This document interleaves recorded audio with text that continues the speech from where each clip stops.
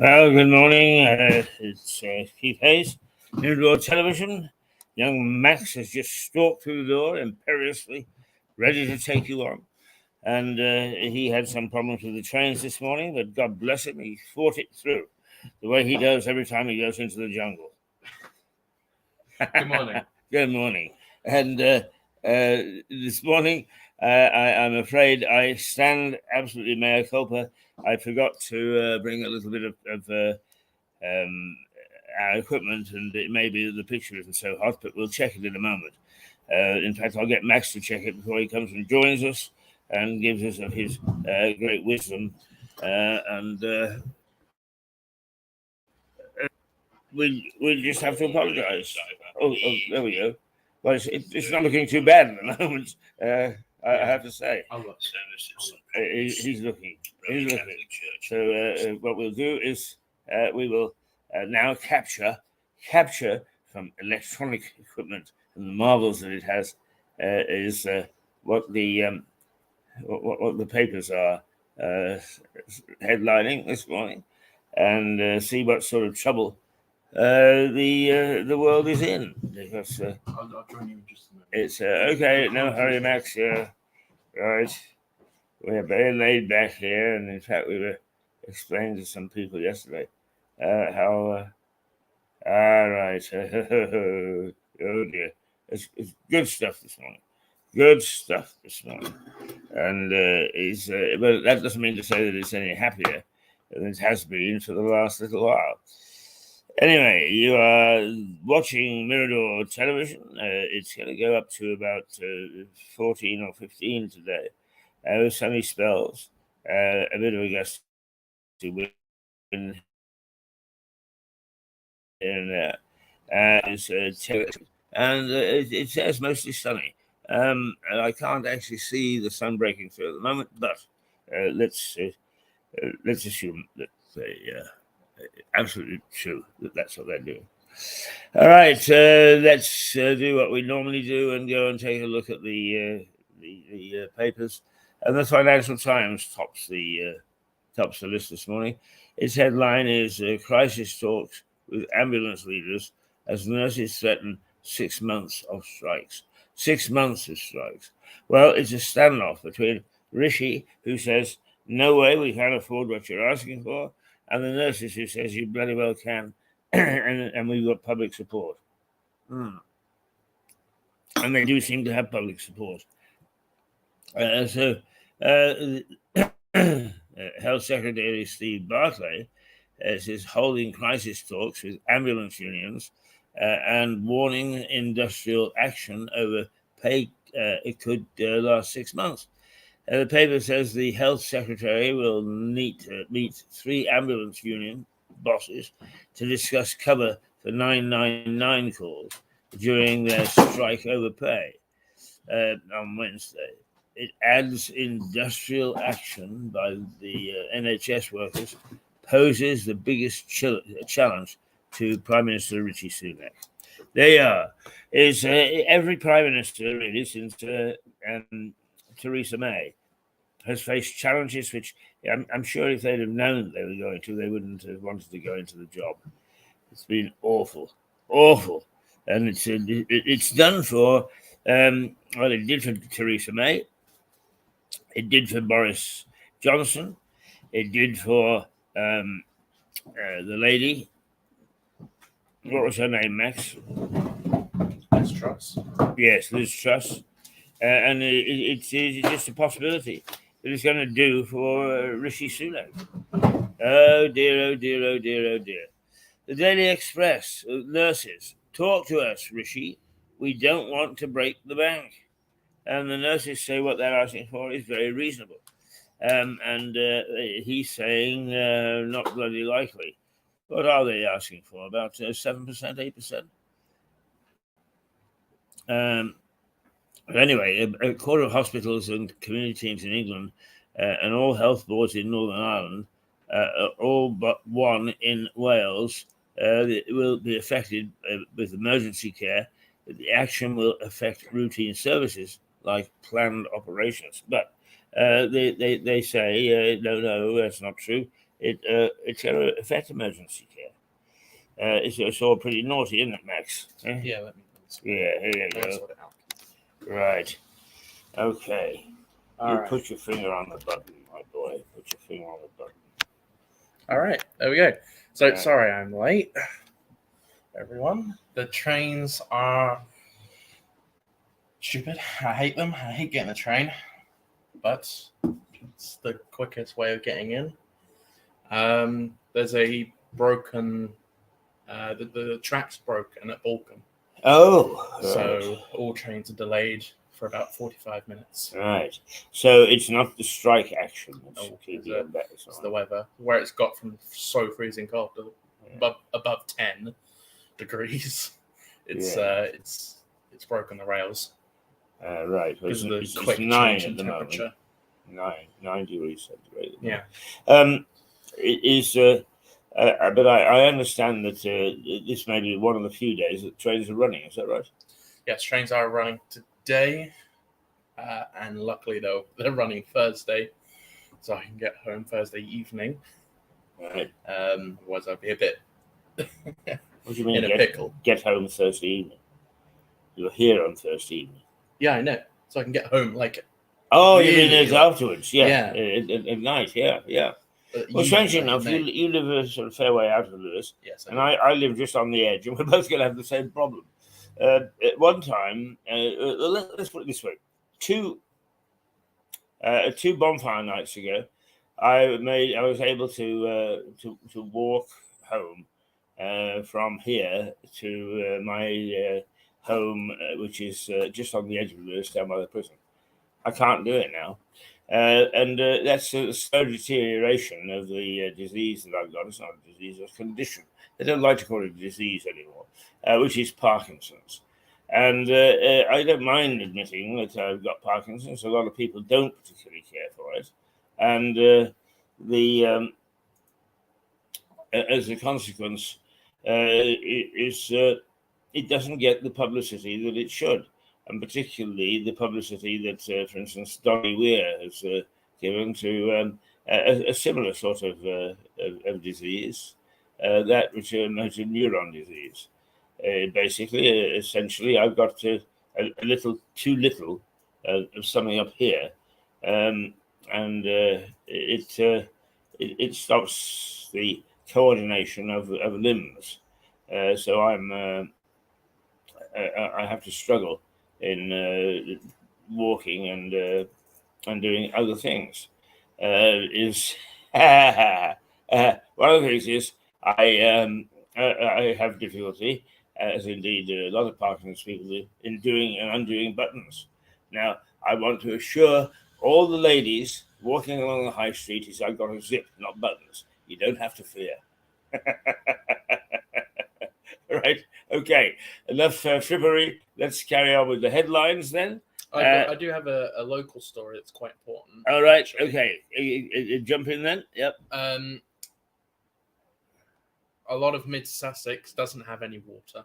Oh, really? Yep, we've been out. Well, we've not had water in my house since yesterday evening, and we went to Sainsbury's We went to Sainsbury's this morning when it first opened at 7, and people were rushing in to get water off the shelves.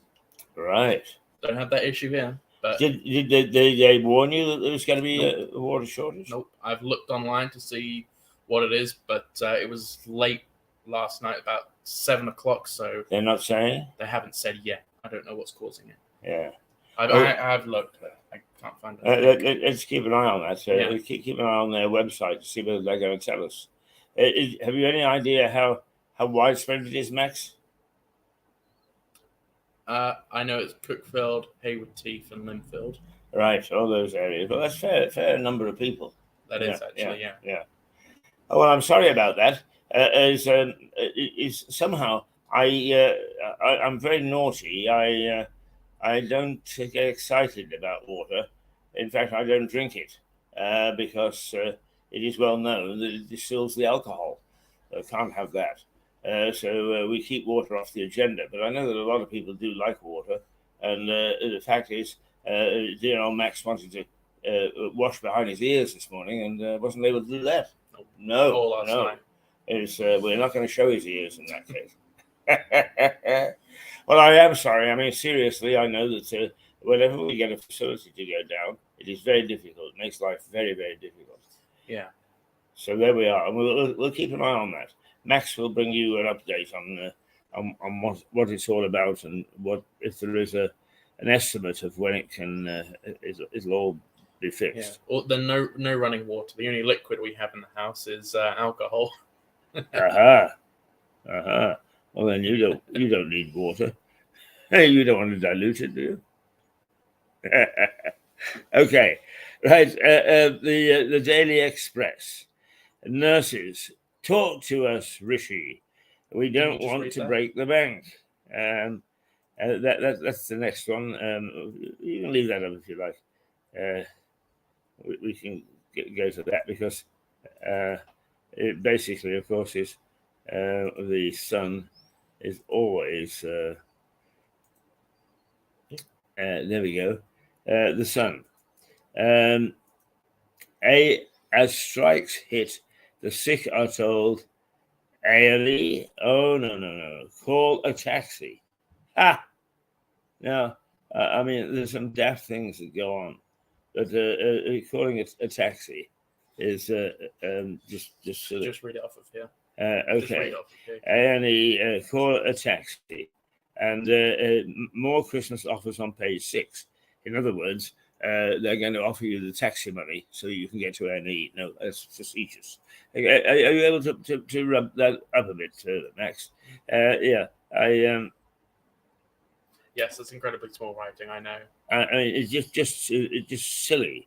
Some of the things that politicians say, and it is not good, and it is very silly to say call a taxi. You know, is on the one hand we've got the government running around like chickens with their heads cut off because they've got an awful lot of people that can't even meet the basic cost of living. These are the people that are more likely to actually not have private health care or any of that sort, and also quite likely to fall foul of some sort of illness. And what is their advice? Call a taxi. What are they going to pay with? The government are going to issue vouchers for taxis or something. I mean, I get absolutely amazed that we can have such puerile nonsense coming out of. I'm not really amazed. I had lunch on Saturday with a former politician, very good politician, and with a great sense of what's right and what's wrong. And we agreed that there is so much nonsense coming out of Westminster at the moment. We should shut it down and start all over again. Don't suppose we will. Call a taxi. I'm a taxi. That's about the length of it. Right, the I is no guarantee of ambulance for stroke or heart attack. Right, so as a result of this strike, there will be people who, if they get an attack, won't be able to go to A&E. There won't be there'll be no taxis, no ambulances, except that ringing in their ears will be call a taxi. Damn nonsense. This is where it's very difficult to know who to back, who to blame. The government undoubtedly have got huge financial problems. Everybody sat back and was fat and sassy, getting 80% of their salary without doing a damn thing for over 12 months. And that cost a fortune. And a lot of the other things to do with lockdown cost a fortune. So the treasury was rapidly emptying. And not only that, but when people aren't working, they're not paying taxes. So the treasury is not filling up at the rate that it should. And as a consequence, I do believe, Sunak, that the cost of meeting the demands of the unions is unrealistic. it's out of the government's ability to pay. Unless, of course, as they take out the huge loans at huge interest rates, and that the old thing is then who pays for it, and normally, of course, it's those people down the line, our children. So the fact that everybody's been put at risk by the ambulance strike and the nurses strike is to me something which perhaps the thing that I always hammer on about, and that is a sense of duty. Perhaps a sense of duty that nowadays is lacking should come back to the unions and to the government to see whether they can actually figure something out between them, which does not mean putting people's lives at risk. The Daily Telegraph. A plea to end strikes as the NHS faces meltdown. Now, I want to be quite clear: is the NHS is facing meltdown. There are two things. The NHS, as such, is a quango. It's an organisation that runs the health service. It is not necessarily the nurses and doctors and health workers and ambulance drivers, all of whom, in my experience, have been pretty damn good. I can't say that I have any complaints about the nurses and doctors that have looked after me. But it's the organization, the NHS as the bureaucracy, the administrators who get it into such a mess. So, yes, I'm sympathetic to the NHS. Don't let it end in meltdown. But by the same token, what am I cheering for? Am I cheering for the front of house staff, the doctors and nurses, or am I cheering for the bureaucrats who really, with all due respect, as I can have no respect for whatsoever, they get everything into a mess the way that bureaucrats do nowadays. Okie dokie. Let's go to the Guardian. The ambulance strike threatens lives of 999 patients, warn NHS bosses. NHS bosses are warning it. Yeah. I mean, that's the quickest way, isn't it? Is blame, point the finger at somebody else quickly enough so it doesn't look as if it's your fault. Well, the NHS bureaucrats are as much at fault as everybody else in this issue. And it's all very well for them to say, oh, look, it's patients 999. They are as culpable as the rest to get us into this situation. It's naughty. It's naughty. The Daily Mail. Rishi, I won't back down over strikes. And what he's saying is that he's going to dig his heels in. Now, is this going to be Rishi's Waterloo? Because his own party urging him to sit down at the table. And he's saying, hang about, chaps, hang about. If we give in a little on this, then the whole thing will cost us a small fortune. Is he right to dig his heels in? The thing is that what we've been saying on this television channel is that quite often what happens is that the government is threatened by the backbenchers. They meekly give in, and the next thing you know, you've got a crisis about leadership. Is he right? Is he going to be a tough leader? Or is digging his heels in, on this particular occasion, going to cause grief and illness and death? Up to you to decide, I think. I know where I stand. The Times. Heart attack patients to be denied ambulances. Yes, you're quite right. They are. And back to the stories in the other papers. Metro, the condition critical, it says. And basically, like everybody else, it is worried. It's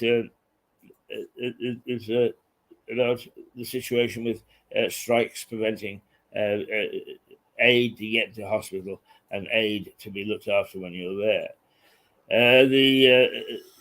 It says the Metro is actually says that the health secretary it was at a hospital yesterday, and there was a young girl in the hospital, and her mother confronted him, demanding more support for staff. under horrific pressure. The unions also told Mr. Barclay, the health secretary, how a procedure for her daughter was pushed back by 5 days due to a bed shortage. The health secretary defended the government, saying an extra $6.6 billion for the NHS over 2 years was announced in the autumn statement. Now, this question of delayed operations is when it comes home is when you know somebody to whom it's happened. And I'm not going to mention it because I think he would be too modest, but a very well-known local figure and one of the very few politicians to prove his worth, has got a cancer situation with his jaw. And he was denied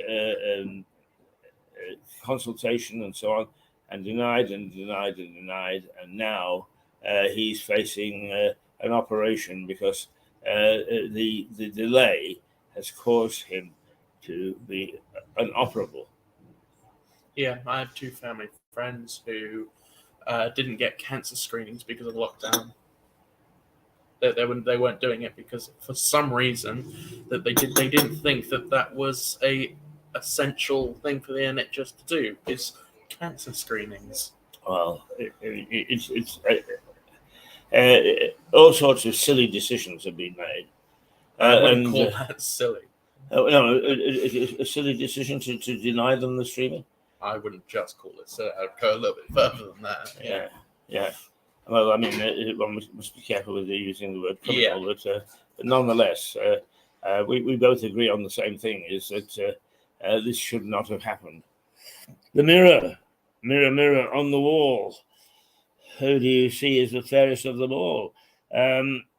You are working nurses to the bone, it says.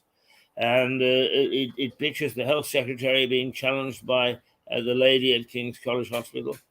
The mother, who has a child with cystic fibrosis, told the paper his visit to the hospital appeared no more than a photo opportunity.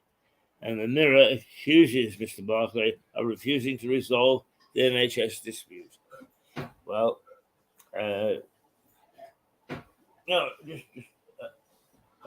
morning. Good morning. How are you this morning? Okay. Oh, just okay. Yeah. Oh, not buoyant and Kevin. It's Kevin. Normally, he's got a wonderful smile, bounces around the place, puts me to shame at this hour of the morning that he's doing the essential service of cleaning out the beer tubes. A good man he is. Amidst the doom and gloom of strikes and misadventures, Kevin is there making sure the beer is on tap. Well done, Kevin. Okay, the Star. It takes a different tack altogether because apparently Jeremy Clarkson, he of motor fame with what was the name of the program? Top Gear. I'm a huge fan of Jeremy Clarkson and Top Gear. Anyway, even his wife is apologizing for him because he got involved in the row about Prince Harry and Meghan, and said he wouldn't mind seeing a naked lady like Meghan running down the streets and having poo thrown at her. I don't know. He must have been drunk, for God's sake. No, he wrote that column in the Telegraph. As we all know, Jeremy Clarkson does like to go a little bit far sometimes. That's just him. I don't know why people are shocked by what he said. He says this sort of crazy thing all the time. Well, yes, it doesn't make it any less shocking, I suppose, if you actually envisage what he's suggesting. It's like Gary Neville, the footballer. And one paper this morning says, Gary Neville, you're a good footballer. You're not a bad pundit, but keep your mouth shut when it comes to politics. And of course, what he said, in fact, I'm trying to remember exactly what he said, but he got involved in politics on the Harry and Meghan level, I think, and also on the strikes, is keep your mouths shut. You are very good at what you do, but then it is what I think it was either Plato or Aristotle said. When a man becomes good at one thing, he then starts to think that he's good at everything else. And it's the same as actors and actresses.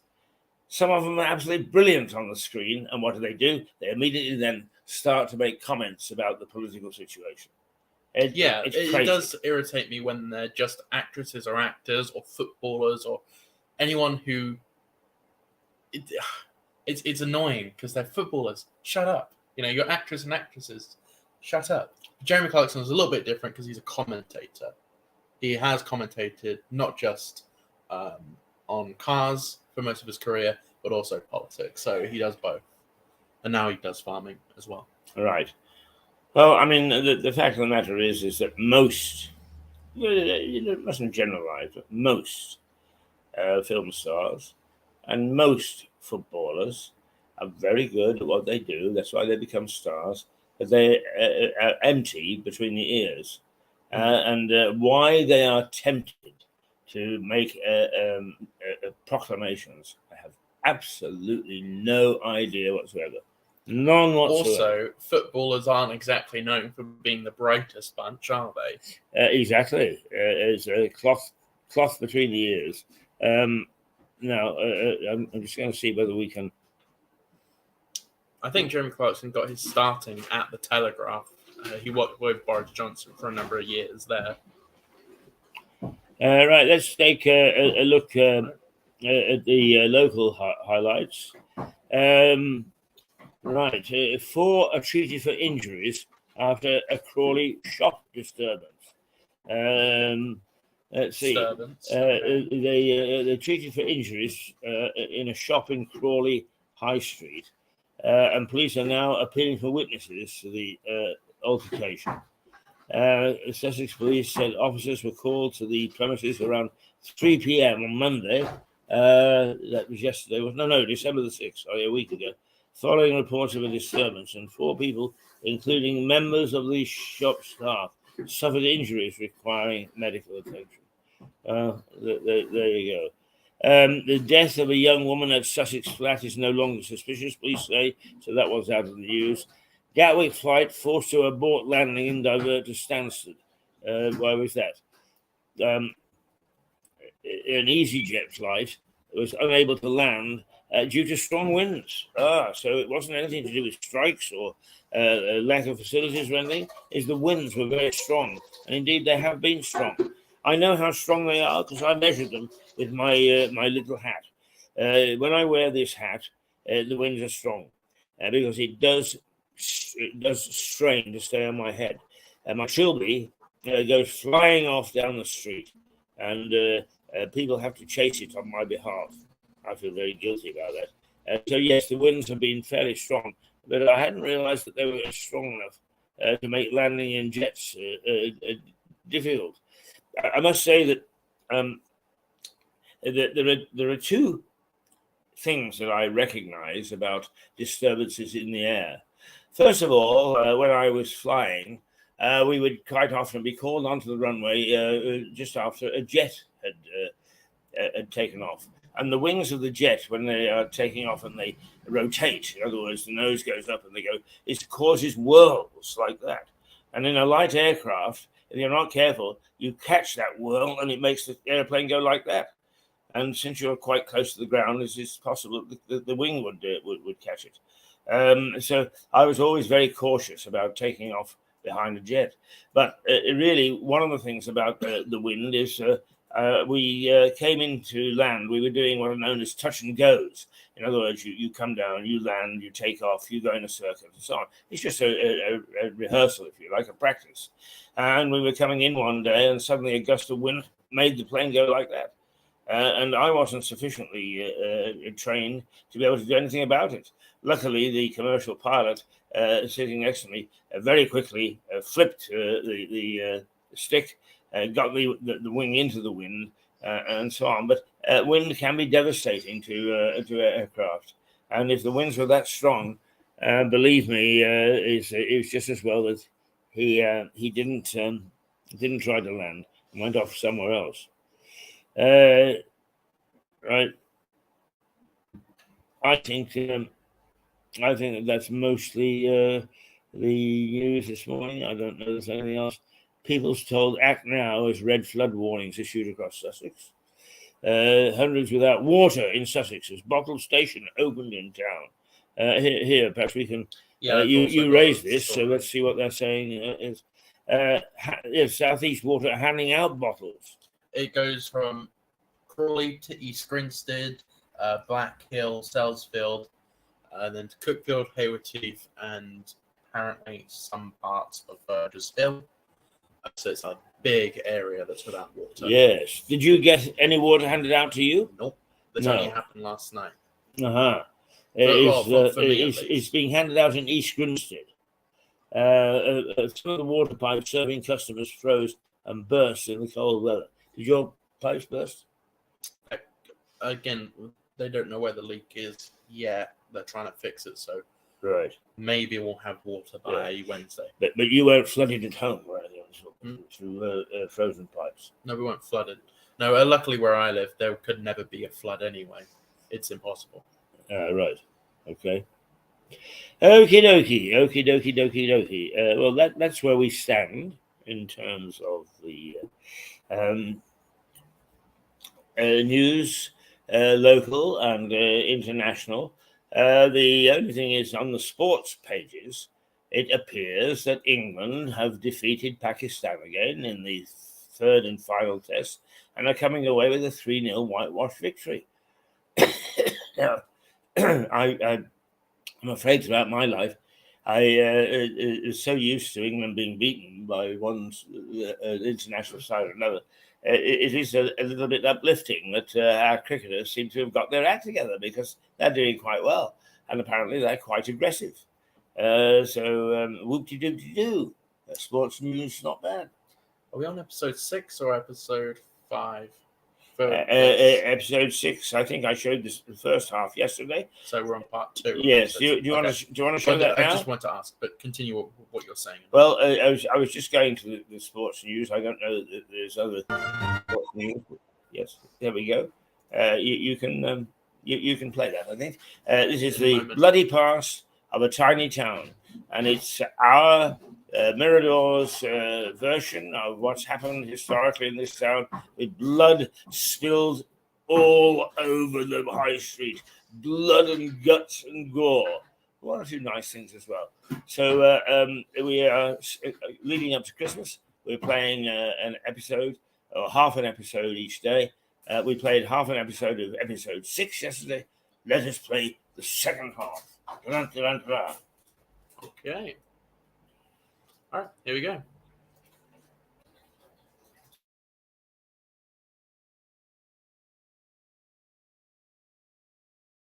As by that stage it was being known.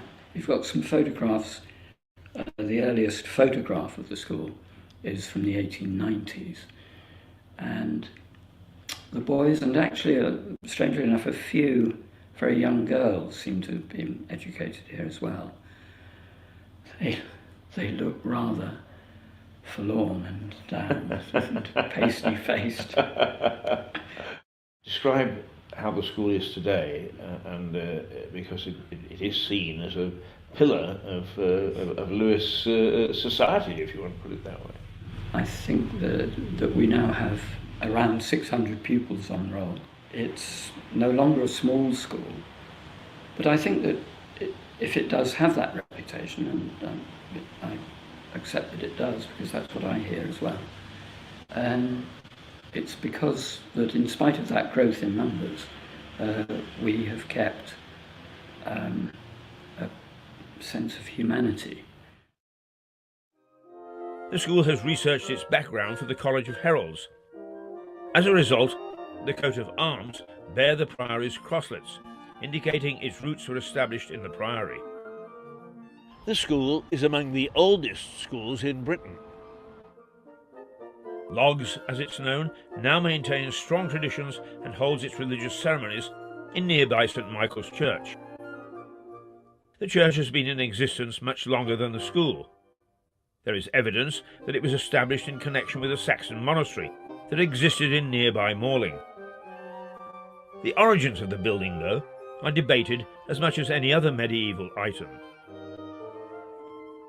Some argue that it was the church of the castle. That would mean its roots go back to 1080 or so. But records don't support this. They note that the church was built in 1140. Whatever the date, it's one of the oldest Norman churches in the country and played a huge part in the development of the town. But unlike the priory, St. Michael's fought off attempts to destroy it as Henry VIII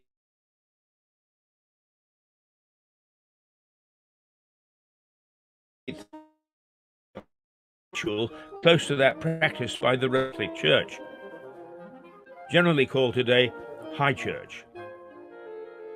That gave rise to conflict over the years with the authorities. The town had become supporters of what was generally called Puritanism.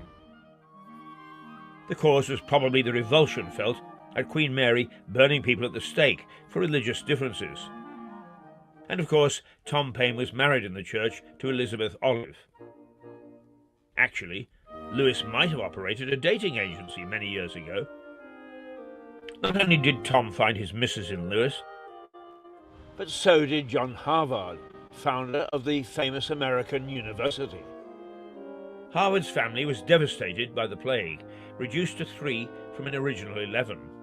He was born in Southwark and went to Emmanuel College, Oxford, where he met the resident of Ringmer, a small village near to Lewis. He married the friend's sister, Anne Sadler, in 1636 at a nearby church. Then, like Tom Paine, left for America, where he founded one of the most famous universities in the world. Back to St. Michael's, and on its walls is a small monument to Sir Nicholas Pelham. Nick's helmet hangs just above the monument and is now an artifact of considerable worth. More about Sir Nick and his famous family after I've trotted across the road for some refreshment.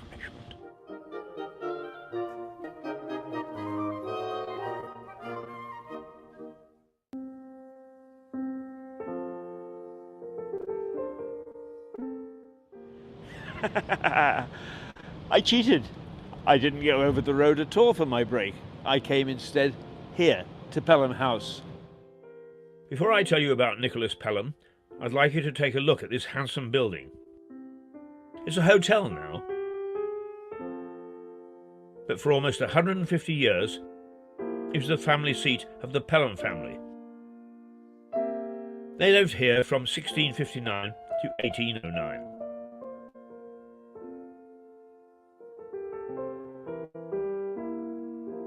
In its later years, the family turned out an admiral, a bishop, and several statesmen.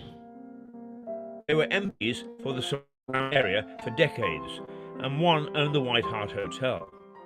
I would imagine that they would be rather amused to find that the family seat was now a hostelry. The family name is attached to all sorts of institutions in Lewis, the Pelham Arms pub, for example, as well as this hotel. So the Pelham name was written large in the history of Lewis. But Sir Nick was a warrior. The French were a constant threat to Britain and frequently attacked communities along the south coast. In 1559, they laid waste to Brighthelmstone, in other words, Brighton. They then made for Seaford, which in those days was the major port at the mouth of the Ouse. Sir Nicholas took his men and faced the hated French at Seaford. He fought them off and saved the town from being plundered. Hero though he was a true native of Lewis. He was rebellious, and he often squabbled with authority. During his life, he became involved in an anti-government conspiracy and spent time in the Tower of London. He told the government to get lost on one occasion when they asked him to provide men for the army, and generally squabbled with authority. But his children's children were given the title of Earl of Chichester, and the family flourished.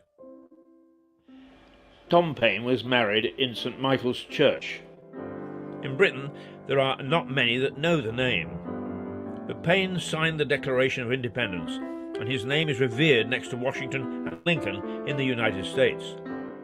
But he was a restless spirit, and after starting the American Revolution, he came back to France and joined the French Revolutionary Council to run the revolution there. He fell afoul of Robespierre and was thrown into prison in 1793. His American contacts got him released, but Tom couldn't let well enough alone. In 1795, he returned to England, but his views got him into trouble again, and he was charged with seditious libel. His defense is considered by many to be the first argument to be used for freedom of the press. but it didn't matter. Persuaded he couldn't win, he went back to America. But his later writings had offended many Americans, and he died in 1809 friendless. Supporters brought his skeleton back to Britain, but first of all, the skull was lost, and then the entire skeleton. Tom Paine's bones have never been found, but there are amateur historical sleuths who continue to search for them. So although he lost his head in more ways than one, it's just possible that Tom Paine will end up back in Lewes with a headstone proclaiming his achievements. I talked earlier about Lewes Old Grammar School. This is the park where it was first established. This park has more history to reveal. It was the garden of the Grand Tudor Mansion, Southover Grange. The mansion, built from stones looted from the priory, was erected by William Newton. Newton was a Republican and fought with the Roundheads in the English Civil War. He was in good company because most of Lewes was against the king. In fact, a royalist force was sent to sort out the local grandees. But they got waylaid about 10 miles away at Haywards Heath and never made it to the town. The house was built in 1572. Looking around the garden, you can see the wonderful arches and walls taken from the priory.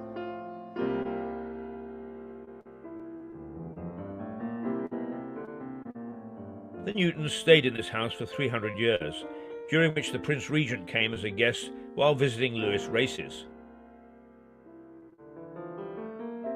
On at least one occasion, after becoming king, he brought his ladylove, some claim his secret wife, Maria Fitzherbert. The Newtons were obviously known for being discreet. The real legacy from the Newtons, though, is their garden. Now a showpiece of flora and fauna, it's a place of peace and calm. Tucked away from the bloody high street and its violent history. This place holds one more bit of history. The Queen, as Princess Elizabeth, planted some trees here in 1951. As a Republican stronghold for so many years, the Newtons must have turned in their graves. So now the secret is out. Why did Lewes have so many pubs, 63, in the 18th and 19th centuries? Back then the population was less than half its current total, about 9,000. That means there was a pub for every 100 people and a brewery for every 1,000.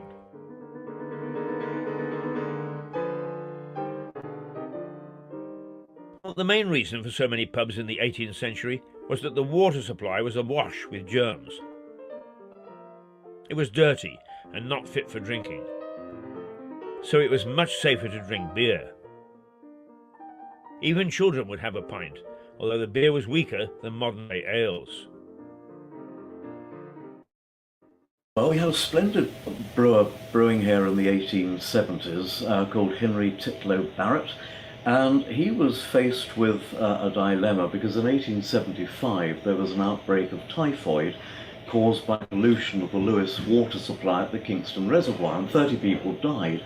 And he described skimming a green slime off the water before he brewed, but said that because they boiled and produced alcohol, all was joy, and the product was perfectly sound. Well, rather him than me. There was another reason as well. The weather was much colder in those 2 centuries. Houses were difficult to keep warm. The Romans had been the last to use central heating, and they ruled Britain too many centuries before to be asked how to do it. So going to taverns was not only a social habit, but a practical way to keep warm.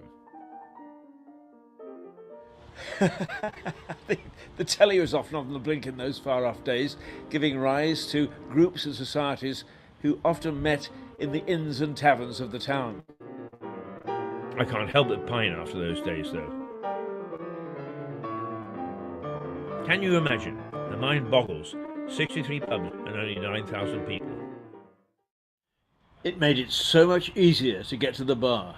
Excuse me, I think a little investigation is called for.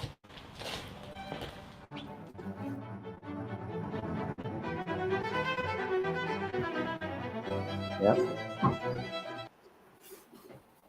Well, that's a little reminder to people afar and even people in Lewes, because our population keeps on changing rather rapidly nowadays, of what part of the history of Lewes is about. And I must say, at the park there that the grammar school started in is a lovely, lovely park. But it also is historical because it is the on the grounds is the mansion built by the Newtons. Now the Newtons vandalized the priory, and much of the house is built from some of the most marvelous brick that was brought in for Lewes Priory.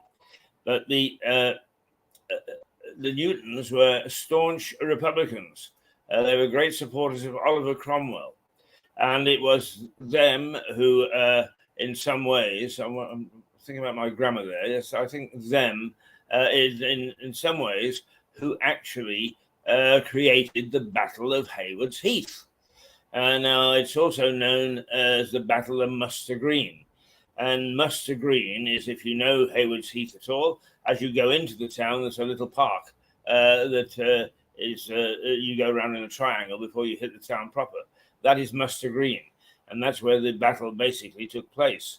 But essentially what happened was that the Royalists who held Western Sussex, West Sussex, including Chichester and Arundel, wanted strategically to take East Sussex, which is in the hands of the rebellious Republicans, Cromwellians.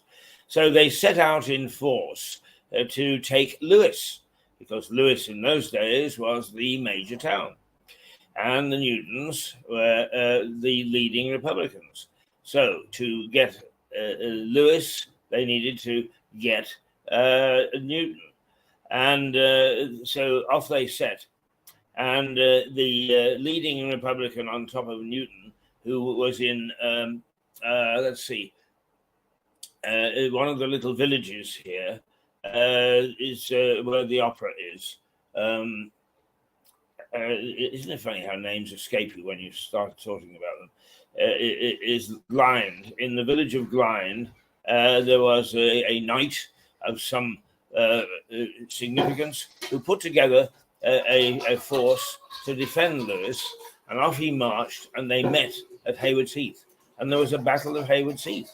And most people think that Haywards Heath didn't exist until the railway came, but it did, and in fact there's a pub there that is still there, and it was noted long before the railway came.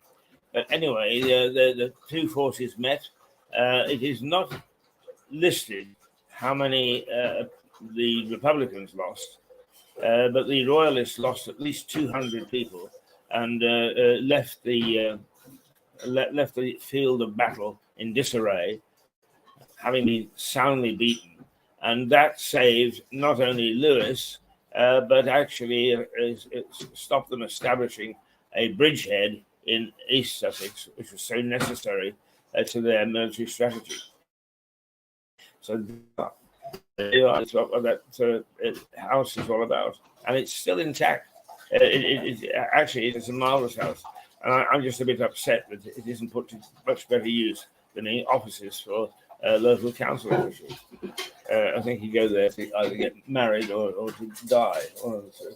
That's about it. Yeah, those two things don't attract you at all, dying or getting married. Well, I want to get married at some point, but I don't particularly want to die anytime soon. Right, okay. So there we are. Now, I want to mention a couple of other things, because in January, in fact, the 20th, the 21st, and the 22nd of January, Mark Rattray, a very enterprising young man, brings another version of the Lewis Speakers Festival. There are going to be 2 or 3 of them this year. But the first one is, as I say, the 20th, the 21st, and 22nd of January. And essentially, people who have written books talk about their books, and they come down and they go to the All Saints Centre, and they are approachable. You can meet them, but you can listen to what they have to say. And there's some signal names there. Vince Cable, former Lib Dem leader. Dame Andrea Leadsom, former leader of the House of Commons. The Countess of Carnarvon, owner of Highclere Castle. What's Highclere Castle, you may say? Well, it is Downton Abbey. So I'm quite sure that she's going to be really interested in talking about Downton Abbey. There are many more. Robert Hardman, who is Britain's leading authority on the royal family.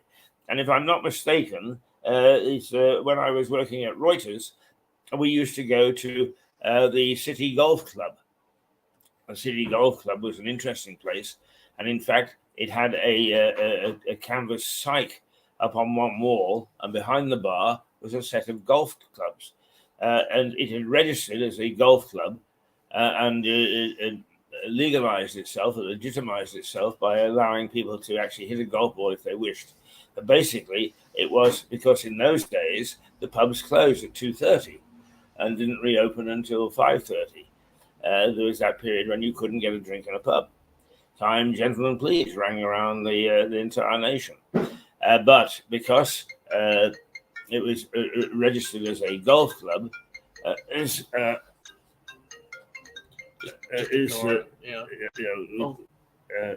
sorry, that's coming through on there for some reason. You clicked answer. Right. Okay. You could drink between 2:30 and the afternoon. Coming. All right. Should we quickly go to a clip? No. Sure. It's all right. Let it ring. Let it ring. Let it ring. Let it snow. Let it snow. You should know better. Robert Hardman used to hide in the City Golf Club when he was collecting stuff on the royal family that nobody wanted to know. I mean, particularly Diana. And you would see him with other collaborators having a pint in that club and gathering the stuff so that he could write his books. So there you are. Anybody else of interest? Well, there are several, but the one that Stuart Dolby is very interested in is Christina Lamb, who is the editor for the Sunday Times. And Stuart said he worked with her, and actually, as only Stuart can say, is taught her all she knows. Right, what do you want us to go to now? Nothing. I just wanted to go to a quick clip whilst that was going off, just to sort it out. But it's over with now, so it's all right. Right. Okay. Well, I think we got this here. If you want to go to that, which is like Lewis. What? Sorry. Like Lewis, we got here. Oh yes. Okay. Do that? We could do that. Yes. Okay then. All right, we'll go to that.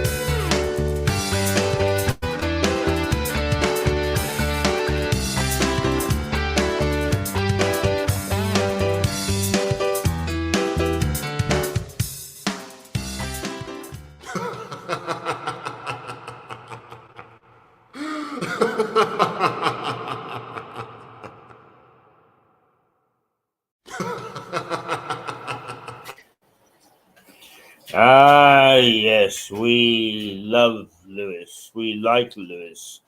The fact that it's being led by a bunch of prats at the moment has nothing to do with the fact that it's quite a pleasant town.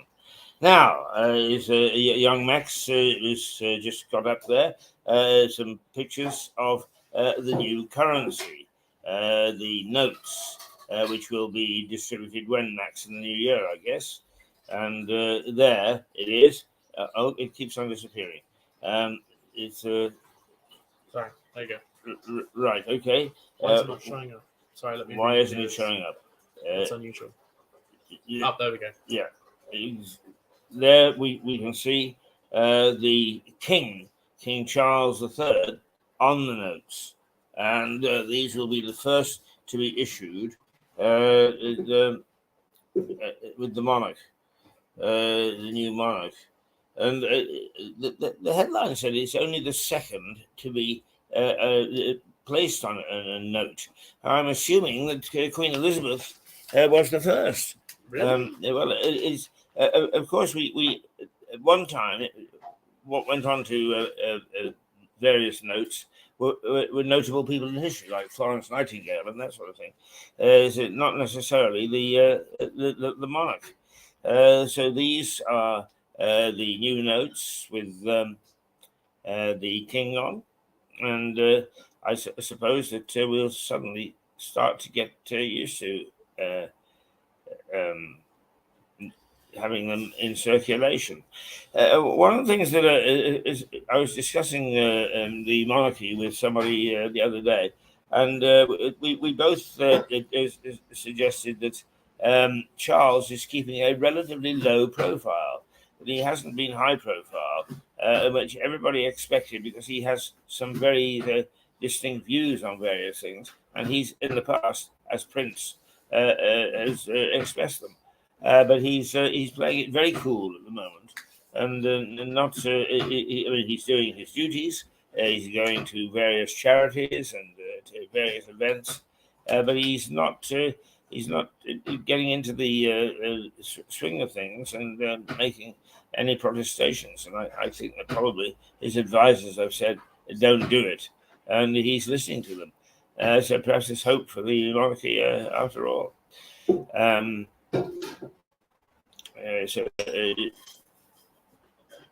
Well, that's the new currency. Yeah. Right. Oh, All right. okay. Right. Now, one of the things that is you get this sort of thing through your door, right? You get it from each of the political parties. Look what we're doing, and we're the greatest, and so on. Of course, it's mostly a bunch of rubbish, and they make up these things. But I thought it was just interesting that they are quite dogmatic about things which are debatable. Now, we have on this program, we have Stuart Dolby, who is a noted expert on renewable energy. And well done. Now, in a minute, we're going to see Kevin has put the new barrel into operation. He's brought it for me. I'm going to be the expert who checks it in just a minute or two. But first, the first headline is we need a permanent ban on fracking, say the Lib Dems. Now, that argument, one way or the other, there's nothing wrong with the argument, but it's not detailed. In other words, basically what they do is they stop fracking because it's going to harm the environment. Now, that is debatable. It is absolutely debatable, and not least of which is much of the evidence comes from fracking in the United States. And because the infrastructure or the substructure or whatever you call it, the topography is quite different in the UK, is not all that applies. So it's once again, misinformation becomes the battleground for the political parties, and searching out for the truth seems to be beyond them. And that's why I urge that local governments and local politics should be non-partisan. They shouldn't be associated with political parties. Well, I've said this before, but what if So you know when you go to vote, it says the party next to it, Conservative, Labour, blah blah blah blah blah, so on. It says the party next to the name Right. when you go to vote. I think that should be gotten rid of. The party names next to the candidates. So what you have to do is actually research the candidate to know who you're voting for, because you go in, you go, I'm going to vote Conservative because I have done my whole life, and you don't actually know anything about your leader. Same with Labour. I've voted Labour my entire life. I'm just going to vote for them because it says Labour on the ticket. And you don't actually do any research into the person. I think the party on the side of the ballot should be got rid of and just have the name so you know and have to do some research into who you're voting for. Well, I doubt if people would. I mean, not least of which is local politics is only about 30% of the electorate turn out. That's how interested they are until things go wrong.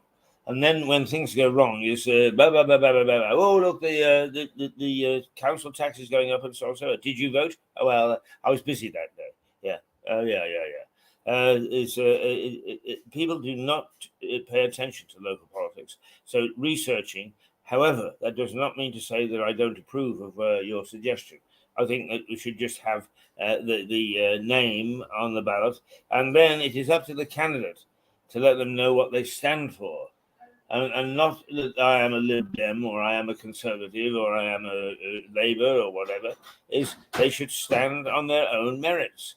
And actually, one of the very successful politicians that we've had here ran as an independent, and that is Stephen Catlin, past mayor.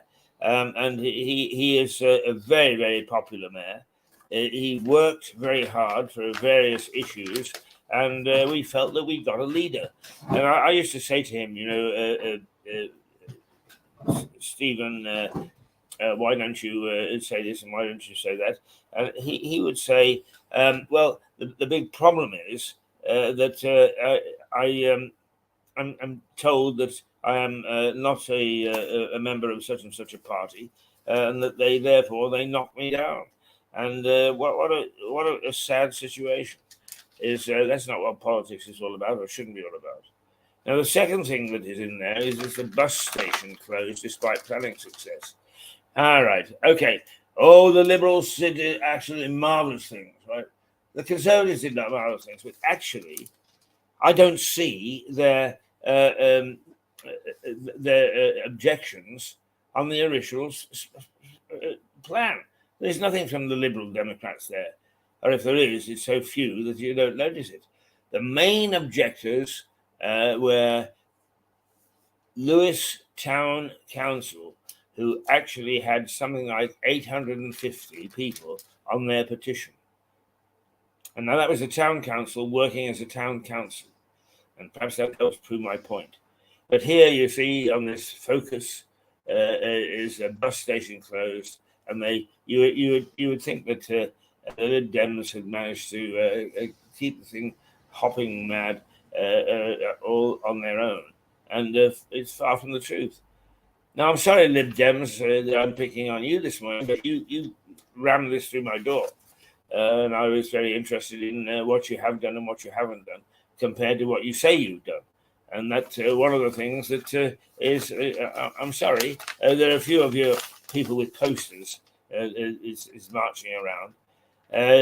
I'll tell you now, we sit and we look out at the high street and we see people with posters going by and marchers and protesters. And the fact is that they look like a ragtag and bobtail lot, but they don't seem to cause a great stir.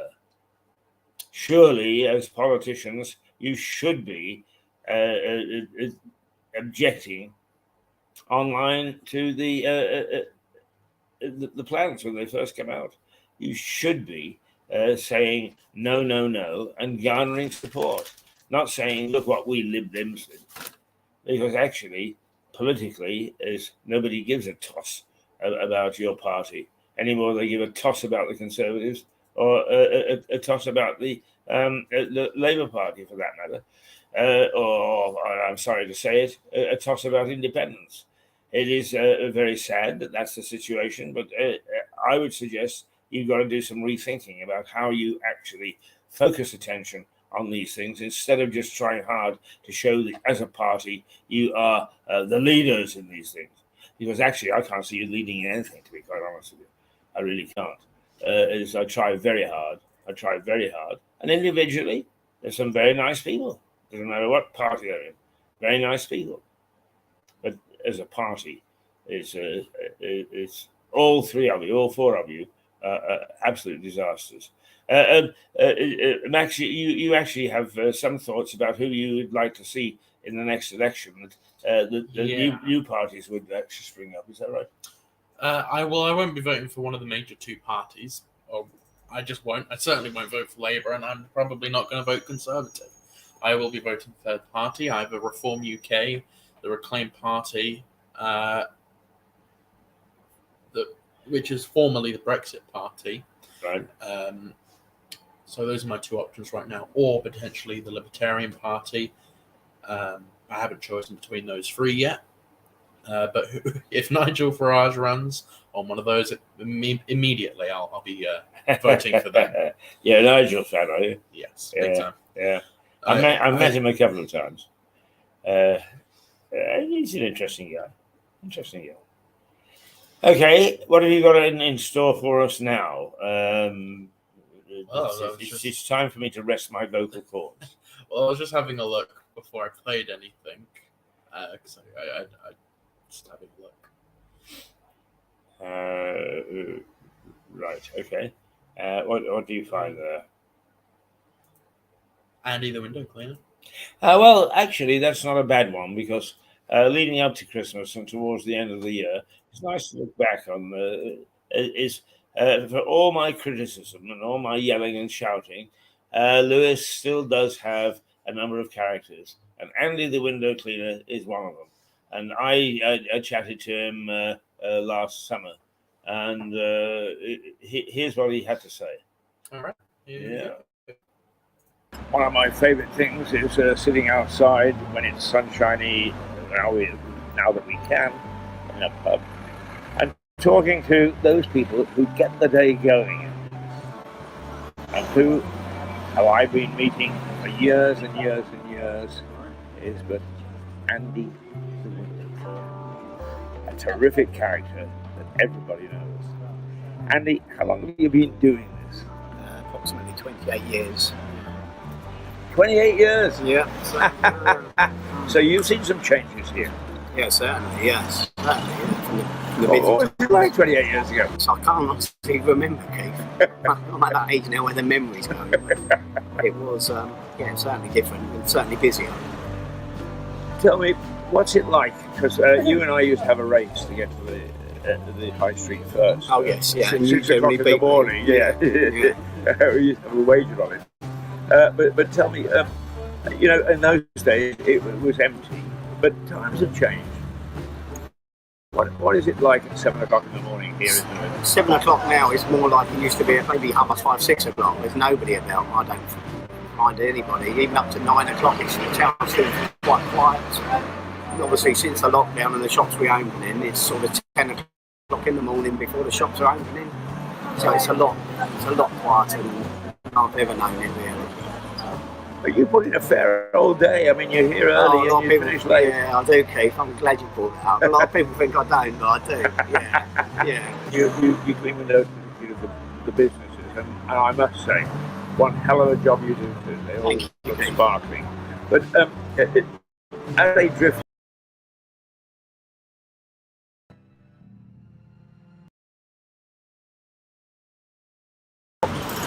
And, we always think of shops opening at 9, but there must be a lot of people that get there well ahead of you. Yeah, certainly. You've got Sharon at Bedworths and Lucy, they're there quite often, certainly by 8 o'clock in the mornings now, getting their shop ready for opening at 9. I see them, if I'm working this top of town, obviously the girls going to work in Cafe Nero again. Yeah, again, Keith, it's not like it was. I'd really be racking my brains to say at 7 o'clock if I see anybody, really. What did you do through lockdown? I've done a lot of gardening, a lot of walking, lots of shopping, lots of housework. So I had one happy wife. Right. And that's the, So that built it too. Is she glad to get you out through the front door? No, my wife works longer hours than me, so she goes out the door with me at about 6 o'clock every morning now.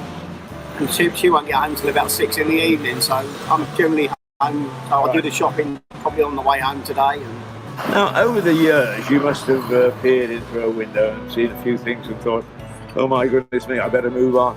Anything that sticks out in your mind? when not so much doing the shops, but certainly when I was younger and I used to do the house windows, I saw quite a few things where you had to pretend you hadn't seen, and yeah, when they answered the door, you said, "Oh, sorry," but yeah, it's quite embarrassing for them and me. It's always nice to know that the window cleaner has got a zip on his mouth. Yeah, there were certainly some signs. Not that I would do anything wrong. But, No, exactly. So what does the future hold, Andy? I don't know for me, Keith, really. I mean, I'm looking at it now, my work just gets less and less, but I love what I do and I love coming into the town, even though I don't live in the town. I love to work here. But really, the work's getting less and less, so I maybe have to do it on a part-time basis and get another outlet somewhere else. So. Well, people certainly enjoy you. I mean, you're a breath of fresh air first thing in the morning. Thank you. Do you find that everybody quips with you, or some people are a bit grumpy? No, certainly not. No, I can't think of anybody who's off with me in the morning or whatever time of day. Most people are quite cheerful. Yeah, I think they like it that I'm cheerful, so it helps them. So I hope it does. One thing that I always admire you for a lot of things, I may say, because I think that not a lot of people can do your job. But one of the things that I admired was some of the big boys moved in. Oh, certainly. Yeah. Yeah. And you saw them off. No, unfortunately, I did at first, but unfortunately, like the restaurants, they've gone now, Prezzo. I used to do Prezzo, Pizza Express and Ask, but they all went national company overnight on me, so I lost them, and they were all like 2.5 hour jobs, so I lost a day's work overnight with them. To be honest, yeah, I lost them probably about 5 years ago. But and that some was quite of a those dent in my income. Yeah, I mean, you're such a favourite. You stay with all the favourites. I was there, certainly, yeah. I mean, the independents. Yeah. And some of the national companies. So big business, stay away. We don't want you. Andy, it's always a pleasure to see you. Yeah, and you, Kev. And we like to talk to people who start off early in the day and find out what it's like in Lewes, because as you say, at the moment it's quiet. I'm sorry. But who knows what the future holds. Let's hope it turns out for the best for us all. If anybody commercial wants a window cleaner, shops, restaurants, offices or pubs, I'm certainly there to help you. Okay, and that's Andy, and you can get in touch with him through Mirador Television. We'll pass any messages where you want him along, because not only does he do an excellent job, but he's bloody good company as well. Cheers, Keith. Andy, lovely to see you.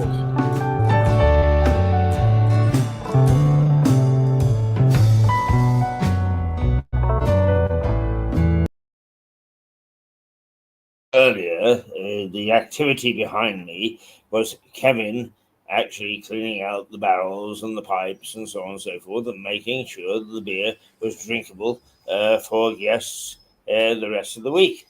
Well, here he allows me to do the testing. So let's see.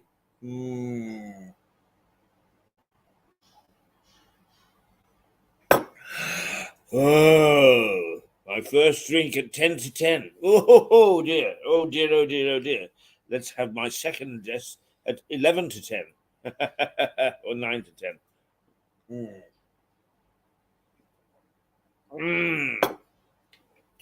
Both excellent. Well done, Kevin. So if you're talking about or thinking about coming into the White Hart, you actually can ask for a drink, and you will find it as pure as the driven snow. Do you think that's a good comparison to beer? No, not at all. It's a very decent pint. A very decent pint. All right. Do you want to show us a couple of the inside stories, which I think that we could comment on this morning, Max?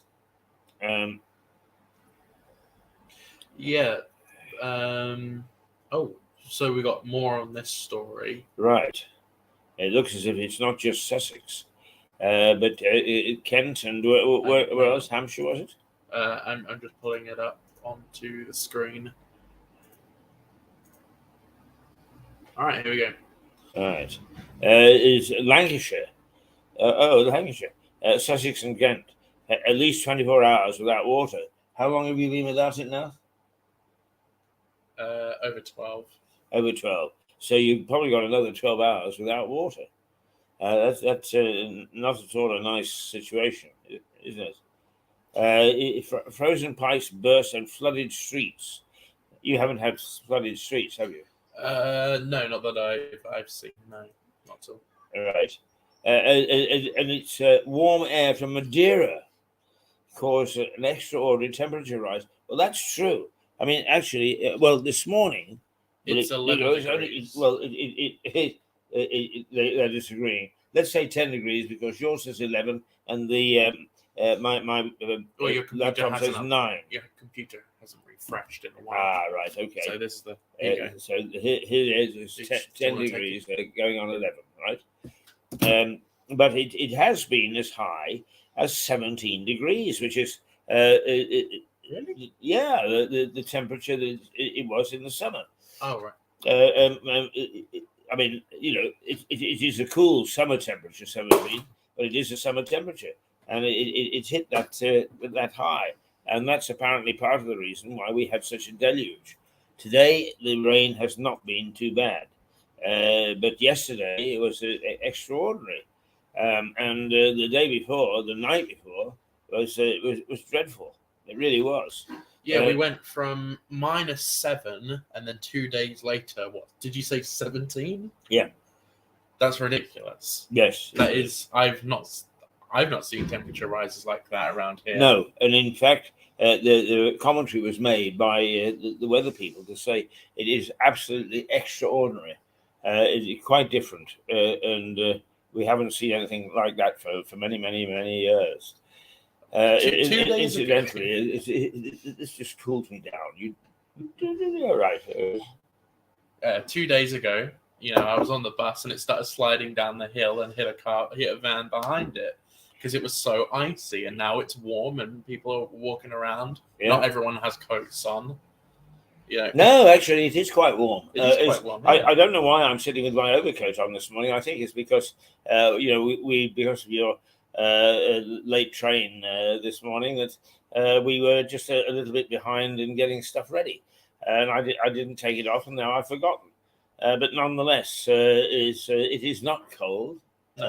In fact, it's quite comfortable in here, isn't it? Although we do have a heater going. Let me say to you that when I got in this morning, Jane was on, and Jane is absolutely superb. Everything was laid out, the fire was going, the coffee was ready, and she gave me a little hug. And coming into this place is just such a joy. First thing in the morning, you have no idea. It's a bit of a controversial hotel in some ways because it's had a rough time through COVID, but the staff are second to none. Absolutely second to none. And if you want a broad, beaming smile when you enter a hotel and a nice cup of coffee, and you want to sit in nice surroundings, which are, as you can see from behind me, come back from the 15th century when the hotel was built as a house, then you come to the right place. A lovely place to spend a morning. Yeah. Absolutely. Where are we going now? We'll go find some more stories. Okay.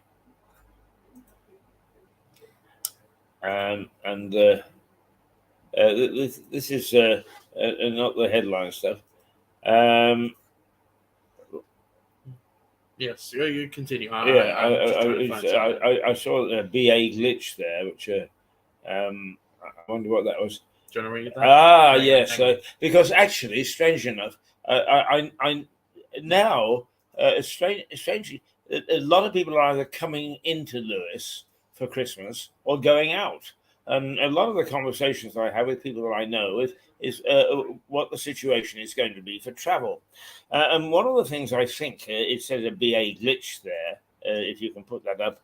I'm trying. Yes. Is the border force people are trying to go on strike. I'm not trying, they're going to go on strike. And of course, people say, well, what are the border force? They're the people that check passports. It would seem to me that we have the choice of either letting people come and go in this country without showing a passport, or you can get to the airport and the airplane can be ready on the tarmac. The pilot can be at the controls. The ticket collectors can be all ready, but you can't get through passport control. You can't get out of Britain, as it were, into that neutral area of the airport. That's the sort of thing that you need to check out. Can you, no matter whether your plane is on time or not, or there, can you actually get onto it? Now, it says, this is a mail story, that a BA technical glitch causes Christmas getaways chaos. Passengers are left stranded across the globe and luggage is piled high at Heathrow after the airline's flight plan system crashes, as celebrities take to Twitter to voice their fury.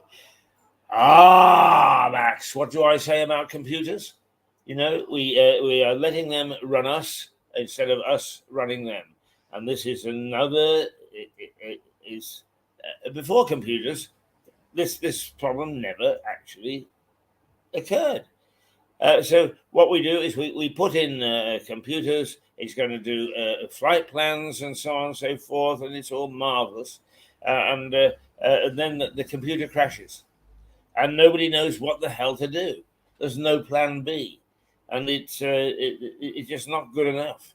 So we are relying upon the computer again, and computers crash. And I'm afraid that what we do is we then give in to the whole thing, throw up our hands, and nobody goes anywhere. So computers crashing, turmoil, and it doesn't help. Actually, the one thing that they talk about having pilotless planes. Computers quite often fly planes at the moment, but I just I can't imagine being on a plane that is pilotless and something goes wrong with the computer. Oh my God. Can you imagine that? Because you're not a flyer, are you? I've only ever been in one plane, and that was on the ground. I never actually left the ground. I got to go in a Spitfire, which is pretty cool. Oh, but I've never been in the air, no. Well, some time ago, I was when I was commuting to Ulster, Northern Ireland, I hadn't managed to get a paper. So I idly took a bit of scrap paper from my briefcase, and with my pen, I decided I would try to find out how many flights I'd taken. Now that includes in the right aircraft and so on and so forth. Now this was 15, 20 years ago. I'd taken 2,000 flights then. So how many? Because 2013 or 2014, I spent more time in the air than I did on the ground. And the lady at Yerevan airport, which is Armenia, she looked at my passport and she called all her friends over to take a look at it. It got so many visas and stamps in it. She couldn't believe it. So I'm quite an accomplished flyer, if you like, both in the left-hand seat and in the passenger seat.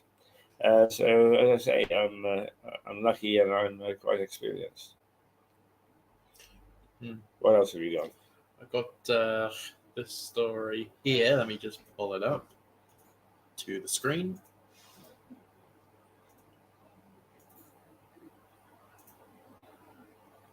All right, here we go. Prince Harry will promote his memoir Spare in an interview with ITV journalist and friend Tom Bradby, who Meghan candidly spoke to about her mental health in South Africa, as Palace braces for more truth bombs from both.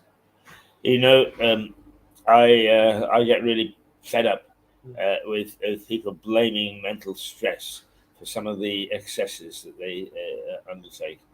I've been looking after a lady who is mentally stressed for about 6-7 years. So believe me, I've got some insight. I've also got some insight in how we deal with it and what our mental health support is, and it's pretty lousy. I think that Meghan did this because she was mentally stressed. Is get with it. You know, you've got everything going for you. Is mental stress is occurring with you, then I have no sympathy, because I have actually looked after and had the experience of people who have mental stress and they have no money, they have no support, they have no backup, and they feel very abandoned and alone. She has got everything to help her. So don't give me mental stress as an excuse for you lashing out. If you want to lash out, it's because you are just a nasty piece of work. That's why. Right? And Harry, I'm surprised that you became it. And not only that, ITV journalist Tom Bradby is a friend. What the hell's he doing interviewing Meghan as a friend? How can he be objective? He can't. He can't. So Bradby, who undoubtedly thinks that he's going to make his name with these sort of things, is not objective at all. He's her friend. And this is the sort of thing that's going on. Brace's truth bombs from the book. Boo. Yeah, boo. Yeah, boo, boo, boo. Thank you for putting that story up. Yeah. What else have we got? We've got another one which is quite amusing, actually. I am a big fan of Elon Musk, but he is stepping down, potentially, as the head of Twitter, and I'll show you why. Right. Well, this is your story, not mine, because I'm not Yes. that. Well, I you know that can they do the Elon reading, Musk, and I know you can do the about reading Twitter, at but, least. yeah. Go on. All right. Yeah. Yep. Here we go. Do you want to do the reading? Elon Musk set to quit as Twitter CEO after just 6 weeks. Careful what you wish for, it says. Yes. You take it from there, my boy. So, Elon Musk put a Twitter poll, and as you can see here, it says, "Should I step down of head of Twitter? I will abide by the results of this poll." It's a yes or no question. 17.5 million people voted. I have the updated statistics here on my phone. So Elon Musk put out this poll saying, "Should I step down?" And here are the results. 57% of people said yes. So based on his own followers, 50% of people said yes, you should step down, and he is supposed to oblige by the results of the polls. So that's why the title said no. 34% of people said Right. no.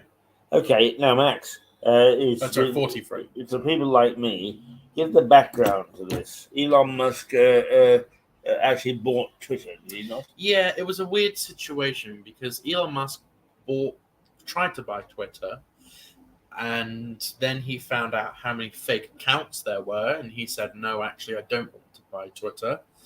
And Twitter sued him and forced him to buy the company, which is unheard of.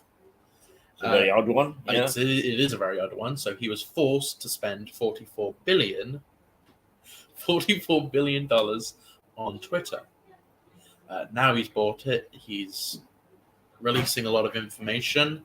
The censorship of journalists that Twitter were doing, blacklisting and censoring that Twitter was doing, and especially of some election stuff over in America. I can't say too much about that because it could get us pulled off of YouTube. But he's released all that information, and he's realizing Twitter isn't actually worth keeping, and he wants to get rid of it. He will probably lose quite a few billion selling the company, but Elon Musk, I don't think he cares about that. He's got, what, 200 billion net worth? Right. Give me a bit of background on Elon Musk. Where did he come from? How did he amass his fortune? So Elon Musk is the richest African American in the world. He was born in South Africa, and he got a scholarship to Harvard. No, he went to a college in Canada, and then he made the company PayPal. Oh, right. And then he sold it, and then he made the company Tesla, and then he made SpaceX. So he's now building electric cars and sending people to Mars. And now he owns Twitter, or is stepping down at least. So that's the briefest overview of Elon Musk I could give. Right. Okay. Why did he, in the first instance, before he was forced to, why did he make an offer for Twitter? Because Twitter took down a post. Twitter, do you know the Babylon Bee that I've mentioned before? They have the satirical news articles. Yeah. Twitter suspended the Babylon Bee for misinformation, even though that's all they do is misinformation. Yeah. Their whole platform is misinformation as a joke, Right. but Twitter suspended them for misinformation. Ridiculous, I know. And Elon Musk said, well, that's stupid. Well, I guess I'm going to buy Twitter and unban you guys. And that he spent $44 billion to unban his friend. Right. Now, is being forced to buy is a pretty strong statement. It's a very is it unusual. possible that what happened was that he put in a bid and it went along to the point where he perhaps signed something that said he wouldn't pull out? That's the only way that I could see Yeah. it happening, because I mean, being forced to buy a company that doesn't sell. Yeah, I mean, open market rules don't normally force people to buy. Only if you've made some intent to purchase, and pulling out would actually affect how the sale went through. Okay, right. What are we going to next then? I don't have anything lined Well, up why just don't yet. we look in the present and in our catalogue and see if we've got anything that is nice to. Any short clip just for a moment. Yes, there's actually it can be a medium length clip if we want, because we what is the time? It's 10.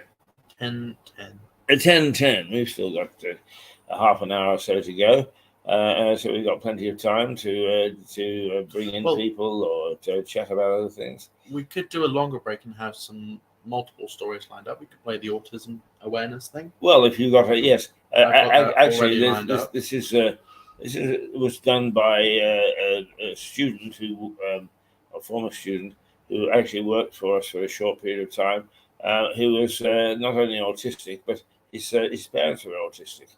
And for those people who don't understand autism, this is quite a good little program that he did. So yes, let's play this rather instructive video about autism and how you handle it. All right, here we go.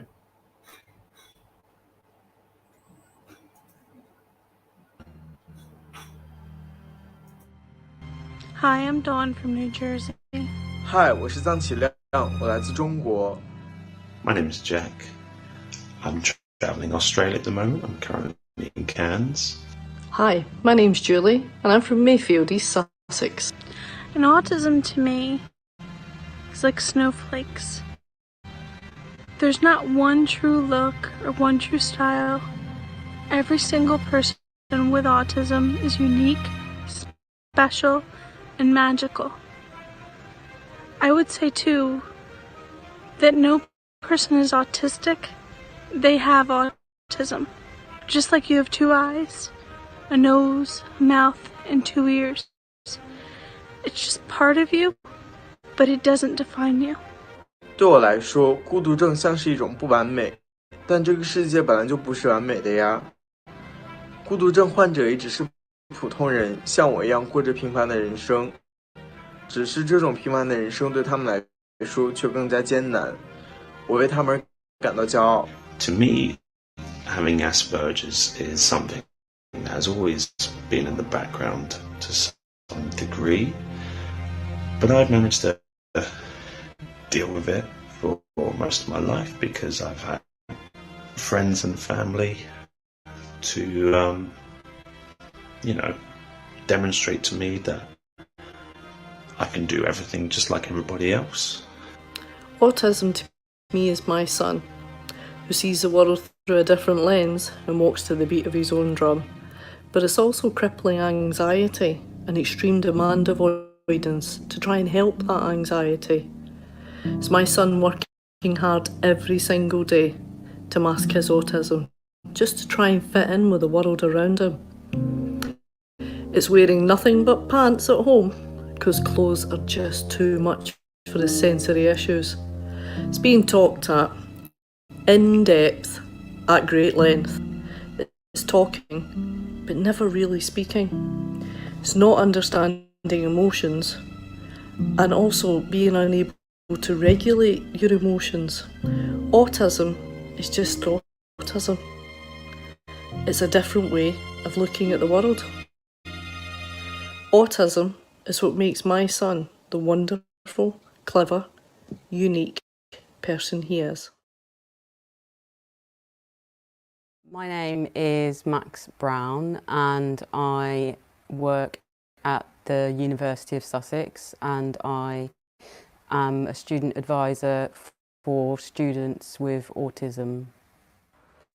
My name's Phil Rowland. I'm a teacher and I live in Uckfield. I'm Debbie and I obviously live in Uckfield as well. And I'm a special educational needs coordinator, which is a SENCO. Well, my name's Julie. I am mum to Sam. Sam's 8 now and was finally diagnosed with autism and sensory processing disorder and severe anxiety. Actually, it was May 2017. It was a long road to get that diagnosis. Yeah, we have the 3 boys, that's what we have. I guess we don't know what a normal child is like. So we don't really know how much of what their behaviour is actually just normal sibling behaviour and how much is it because of the autism and that sort of thing. So we don't know. All 3 on the autistic spectrum, 2 with a diagnosis. They are twins, non-identical twins, but very different. To be diagnosed with autism, you fall into what's called the triad of impairments. So it's a condition that affects someone's social behaviour. So the triad of impairments affects your social communication, your understanding of social interaction, and your social imagination. Unfortunately, the way that autism is classified, it's from an approach that classifies a person as having a deficit in those 3 areas of social functioning. So Ewan was diagnosed first. I guess we noticed things with him earlier because his is more, I guess, behavioural. We noticed very early with him. Very physical. He was very, very physical with everything. You know, he did a lot of hitting and biting and pinching, and kind of it carried on longer than you would expect. Yeah. Lucas was, I think we began to see more and more he was isolating himself. So he wasn't playing and things like he babbled from very early age, but that babble never turned into anything. So his speech was affected. He does what's called masking it. So he goes to school, he went to preschool, and he appears to be absolutely neurotypical when actually he's a ball of anxiety the whole time he's there. And then he comes home and that's when he explodes. The best analogy I've seen for it, I don't know if it's an analogy or a metaphor, but anyway, it's a Coke bottle and you shake it a little bit in the morning, then you shake it a little bit with each thing that happens throughout the day. And by the end of the day, that Coke bottle explodes. That was Sam.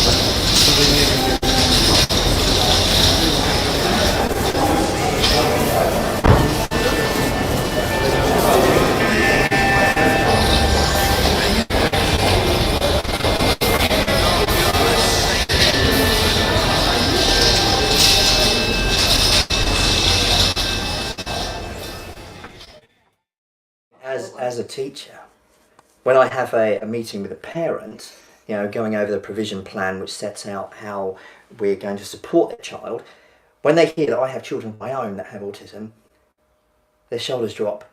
You can hear them go, oh, you understand then. Yeah. You understand the fact that, you're telling me that your child is really well behaved at school. As soon as they get home, they're fighting with their brother, they're losing it. And because they're holding it all together, and then that's because it's been so intense, and they've been really focusing on concentrating and trying to make friends and playing well and doing the work and mixing with people at playtime and eating their dinner with all the noise going around.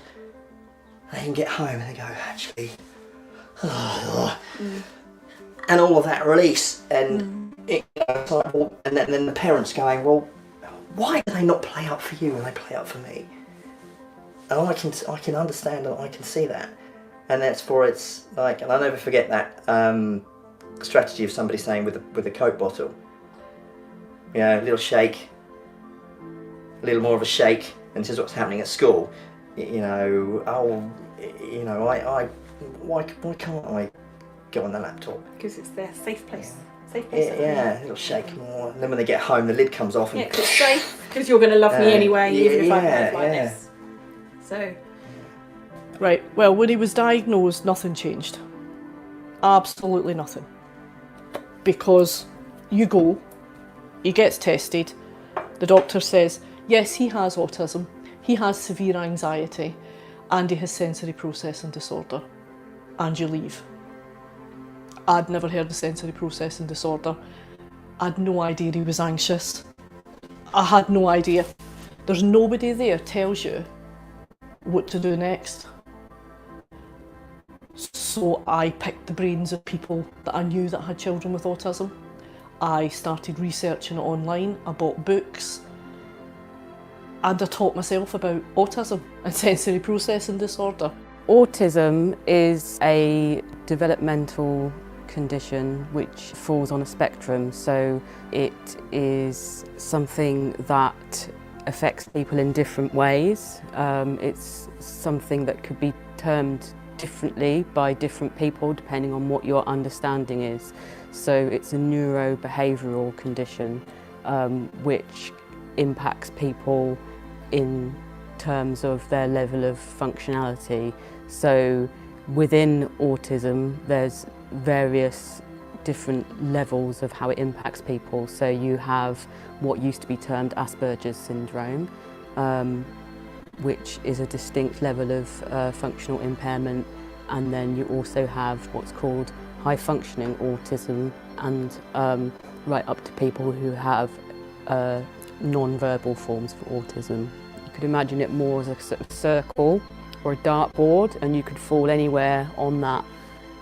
To think of it more as a circle, it has much more options for recognising that, as well as that sort of quite arbitrary level of functionality, you're going to have your own individual strengths and weaknesses, and your own individual sensory experiences, and your own individual way of experiencing autism that will be entirely different to the other 100 autistic people you could compare yourself to.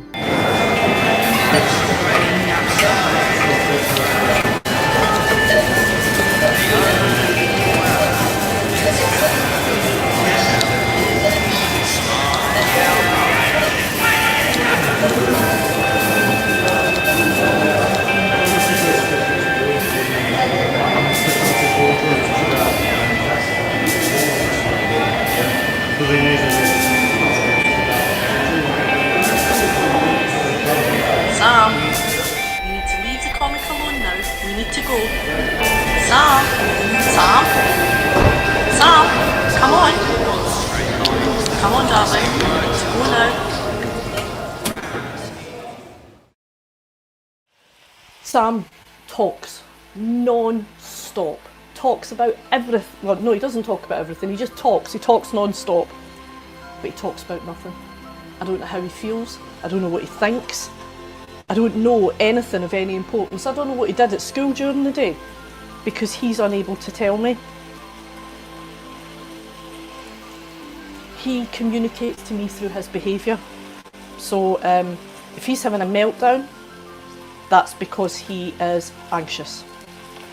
Or it's too much, he's overwhelmed. These are the words that I'm teaching him to use now, are the words overwhelmed, anxious. Because he doesn't understand emotions, really. So I took them to the hairdressers. I was really anxious, and I'd said to Lucas particularly, you know the clippers that Daddy uses for his hair, would you like to give those a go? And not thinking, you know, I guess the thing again with autism is you just don't know how they're going to react in any situation. So I was thinking, there's going to be the noise of the clippers. Will that trip him up? Will it be other Will it people be there? that he doesn't know the setting? Will it be that he doesn't know the person that's killing his hair? Doesn't like the feel of it. Will he not want to He wear doesn't feeling of the the hair. cape thing? And so we went in, and I deliberately picked a hairdresser that I knew would be quiet, that would be contained, so they couldn't see out of the windows for distraction. There wasn't going to be over an amount of noise. There wasn't going to be an over amount of chairs or other people in that particular barber. So that's why I went there. And they sat down at the same time, and Ewan was very much sat there, didn't say a word, and the guy was trying to have a conversation with him, you know, how was your holiday? And it's to a task, let's just he get was on with like, it. You know, what kind of haircut do you want? No. You know, can you lean your head that way? and then Lucas, and I was kind of okay. Do you want to have a go with the buzzy noise thing? And he's like, yeah, okay, because Ewan is, which was great. I mean, they are fantastic support for each other. So he had a go, and you know, I'm stood there behind going, really good, you know, and he kept itching his nose, and it was getting frustrating for the lady that was doing his hair, and I could see that she was like, would you like another itch? You know, being sarcastic to him, and I'm thinking, that's not what he Good job I wasn't needs there. here. Good job that was you and not me. So I'm going to him, right, let's do a challenge. Can we keep our hands, see how long we can keep our hands on our knees for? And you know, I was doing things like that, and which worked. And he came out, and you know, he had all his hair cut, and it was tingly, and I was jumping up and down on the hairdressers, going, really well done, that's absolutely fantastic. It's just a haircut. A lot of people with autism have a sensory sensitivity, so they can be really sensitive to noise or to light or something like that. So all these things that could happen that could be unpredictable or could be sensory quite overwhelming, sometimes that could be happening to the extent that it could cause quite a lot of anxiety and distress for someone, that it could cause them to tip over into what's called meltdown. So that could cause such a level of kind of distress and panic for someone that it can mean that that person can have a situation where they are just so overwhelmed, they're just kind of really just don't know what to do. So that is a kind of extreme example of where things have become too much for an autistic person. If he, for example, doesn't want to get dressed and doesn't want to put his shoes on, so he's pitching a fit outside the front door, doesn't want to put his shoes on, that's because he's afraid or anxious to do what I'm asking him to do. So he does a thing that's called demand avoidance. That's another thing I've learned, demand avoidance. So instead of telling me like other children would, Mummy, I don't want to go here, Mummy, I don't like this, Mummy, this doesn't sound like a good thing, Mummy, this scares me, he throws shoes at my head, or he hits his head off the wall, or he screams this high-pitched scream while throwing himself around the room. Hugh does not like showers, only baths, and hates water in or even near his eyes. I got Hugh into the bathroom. I locked the door, and Hugh took one look at the water and started shouting. No bath! Hugh, you need a bath. No bath! Shit. Completely forgotten to give Hugh a countdown for his bath. No bath!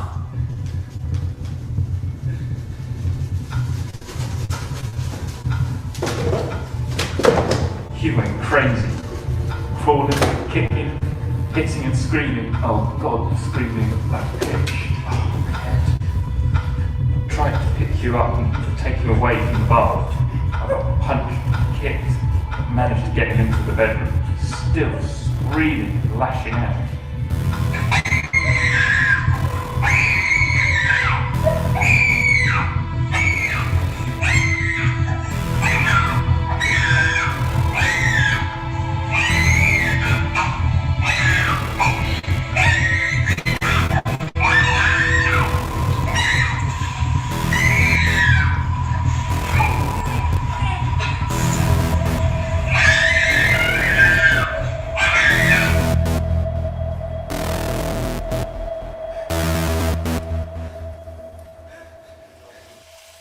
Oh my God. When Sam was 2, that's when I first noticed there was something different about him. Because we would have horrendous meltdowns in shopping centres. And I mean horrendous. There was one in House of Fraser that, well, I think it was Blue Water, but it started in House of Fraser. And the reason he had a meltdown was because I wouldn't let him run around the car park. I wouldn't let him run around the car park. So he threw himself in the middle of the road in the car park and screamed and kicked and punched, and I had to pick him up, walked down to Blue Water, and I dumped him at the door of House of Fraser. And he followed me and then threw himself on the floor, and he did that for half of Blue Water. And people were pointing and staring. It's like, this is my child. He's not naughty, he has autism, and the noises that you are making is too much for him. I'm not saying the world needs to change to accommodate my child, just saying it needs to just stare and judge a bit less. Or maybe shouldn't say stuff like that. This is my family, this is what we are, this is what we look like, this is us. And I think most of the time, I think we are fairly chilled. I think we don't worry too much when we're out what people think, actually. I think on the whole we really don't. We've never had anyone say anything to us. I would dare them, if I'm honest. But I would love. But I find going out with your dad well very done. difficult. You're doing a good job. Yeah, that's what we never get. Appreciation of it. Yeah, it's always. So you pick up on that. I don't seem to see what anyone else.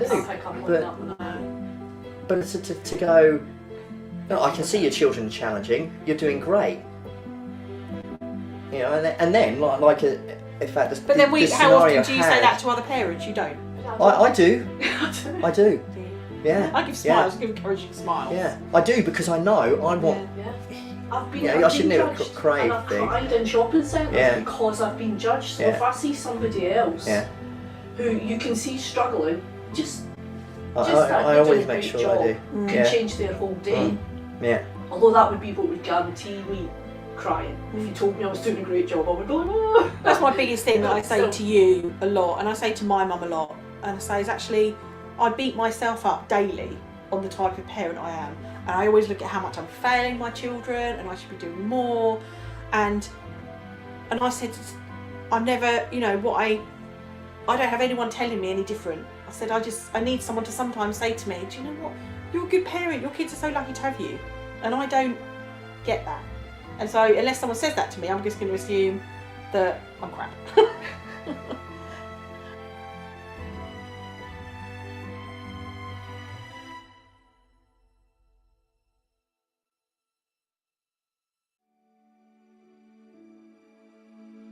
I think the positive points on autism is that it's made probably my love for my children greater because I'm so proud of a lot more things than I think that they achieve every day than I would be if the children were normal.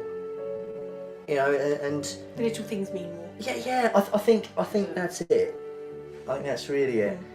And I think having their special, unique quirks, their unique obsessions, their unique way of doing it makes them who they are, which then makes them just lovable, every one of them in their own way, and you know, just makes you immensely proud to be their parent.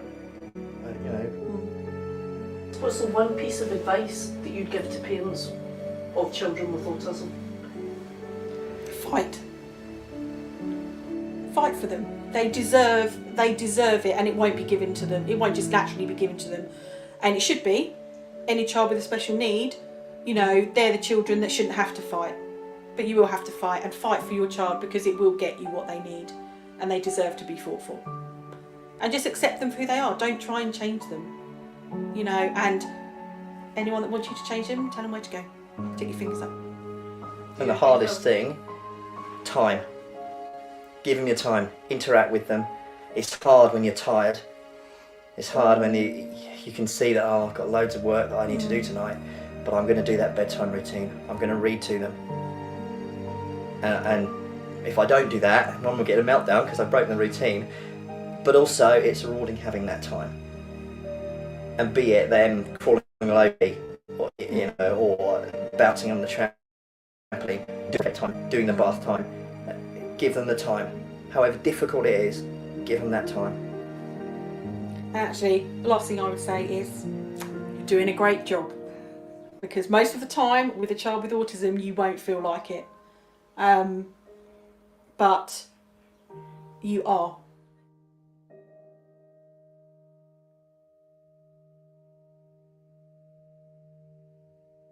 Yes, there we go. A very important topic, I think, and one that is largely misunderstood. And Jake Ray, who made that film, was very open about the fact that he was autistic and what his parents have to put up with. And I believe that he's got a brother or another relative who is also autistic. So he was bearing his soul, and I think that in many ways that is the best way to be. I don't make a great fuss out of it, but I don't hide it that I've got Parkinson's, and there are a lot of people who actually suffer very badly, and it's devastating. Is it here in Lewis the other day? A couple that I know, I bumped into them, and as I would normally do, said hi, hello, how are you? And they said, unfortunately, the lady has got Parkinson's, and I tried to be as supportive as I possibly can. But you know, when you first face it, it is devastating, absolutely devastating. And I just hope that hers is, like mine, is treatable. No, there are lots of things that you can't see that affect me. And the unfortunate thing with Parkinson's is that there are a number of things that people can see, like shaking hands and so on, and stumbling all over the place. There are a number of very high profile, like the Big Yin has it, and Michael J. Fox is probably the most prominent person. But Neil Diamond, and his is particularly bad. Yes, Michael J. Fox has been very, very brave about it, and in fact, I the other day I was looking it up, and there was a quite an in-depth interview with him, and it got to the point where it sent him off the screen for a while, and then God bless him, he's a man of such stature, is he got his act together. And said, "Bugger this! It's not gonna stop me from doing things." The thing is, you know, is that I say to people, "I'm shuffling like an old man," and I think it was Max said, "You are an old man." Yes. Well, yeah. But the fact of the matter is, not all old men shuffle. I shuffle because Parkinson's affects the lower part of my body in the main, and I have difficulty walking.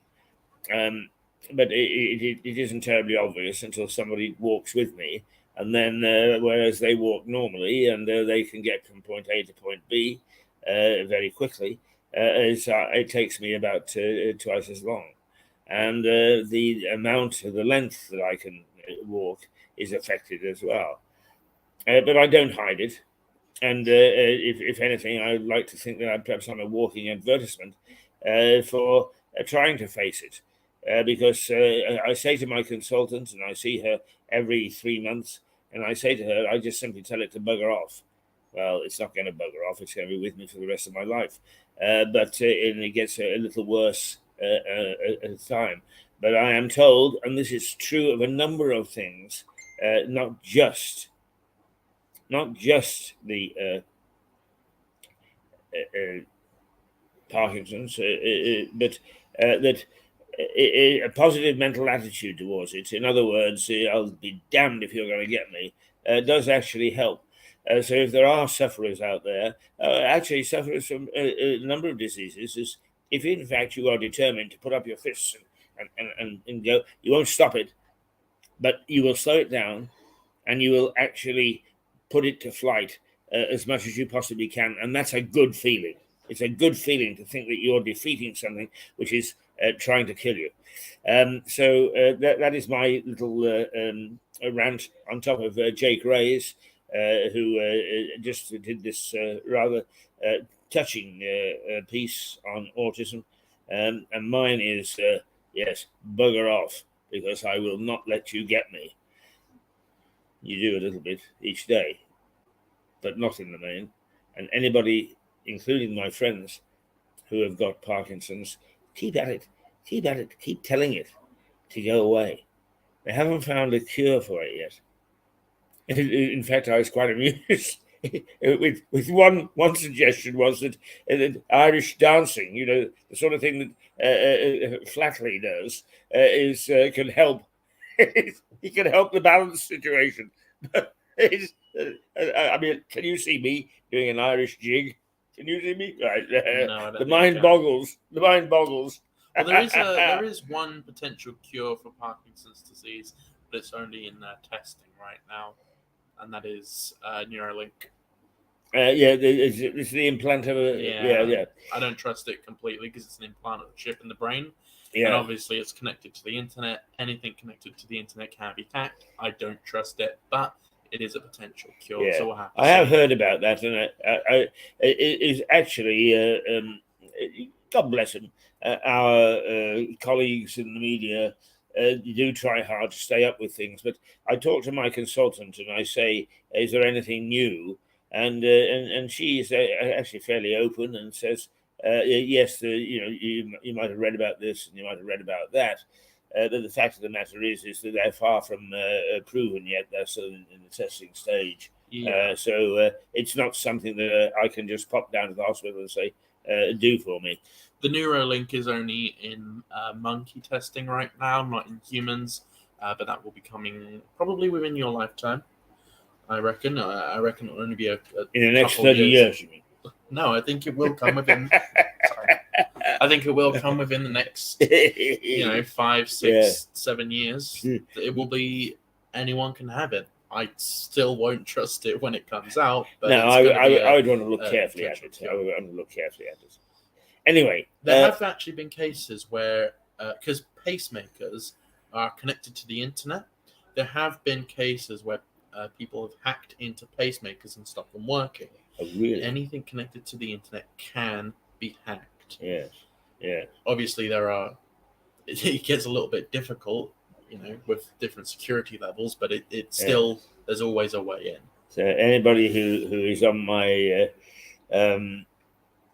list of beneficiaries when I die, who is expecting a couple of million, could actually, they're going to be vastly disappointed, I'm afraid.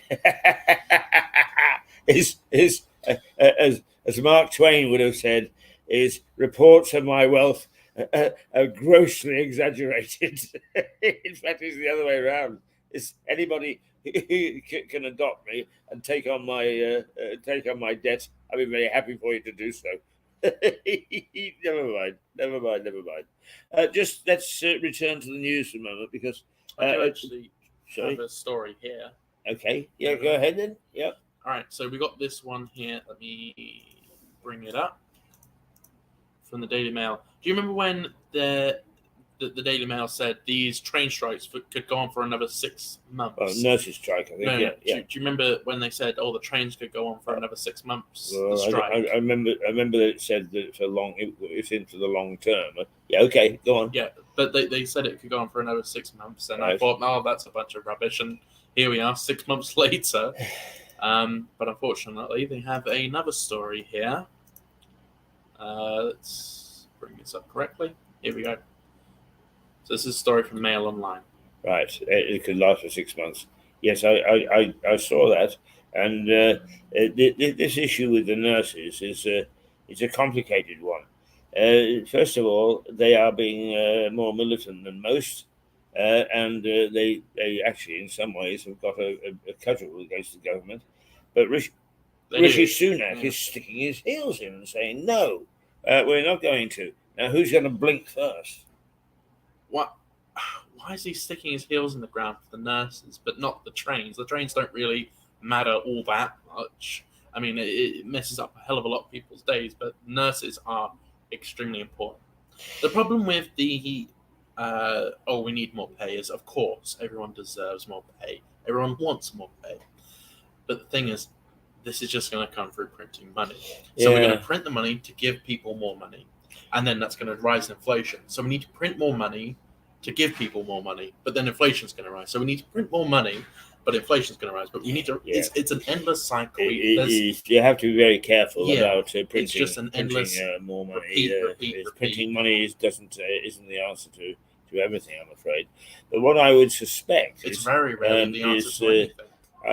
Around the cabinet table is I think the argument will go like this: let us pay over the odds and satisfy the nurses. What is then that going to have effect on the ambulance drivers? What effect is going to have on the trains and all the other unions, the border force, and so on and so forth? Is it going to actually become more dogged in their determination? I mean, I'm not saying any right or wrong, but that's my guess is around the cabinet table is what would the knock-on effect be if we agree to the unions, to the nurses? And I suppose that it's a valid argument to talk about. In between time, while you're talking about that and trying to figure it out, because somebody's got to do some number crunching there somewhere, is in the meantime, we racism we just have to wait to see what's going to happen. Sorry, what are you going to bring up? Well, I can bring up the next story that we have in line. Okay. Share screen. Here we go. So we have this story here from the Mail as well. Mail Online. Over all-white Aladdin. Do you want to read it out loud? Racism row over all-white Aladdin. West End stars Equity. Sorry. Continue.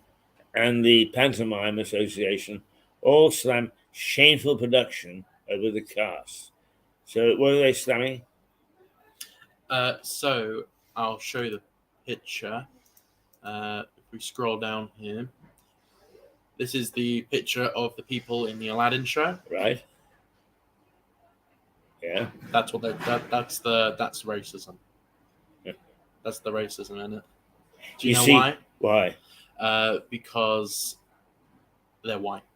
Yeah.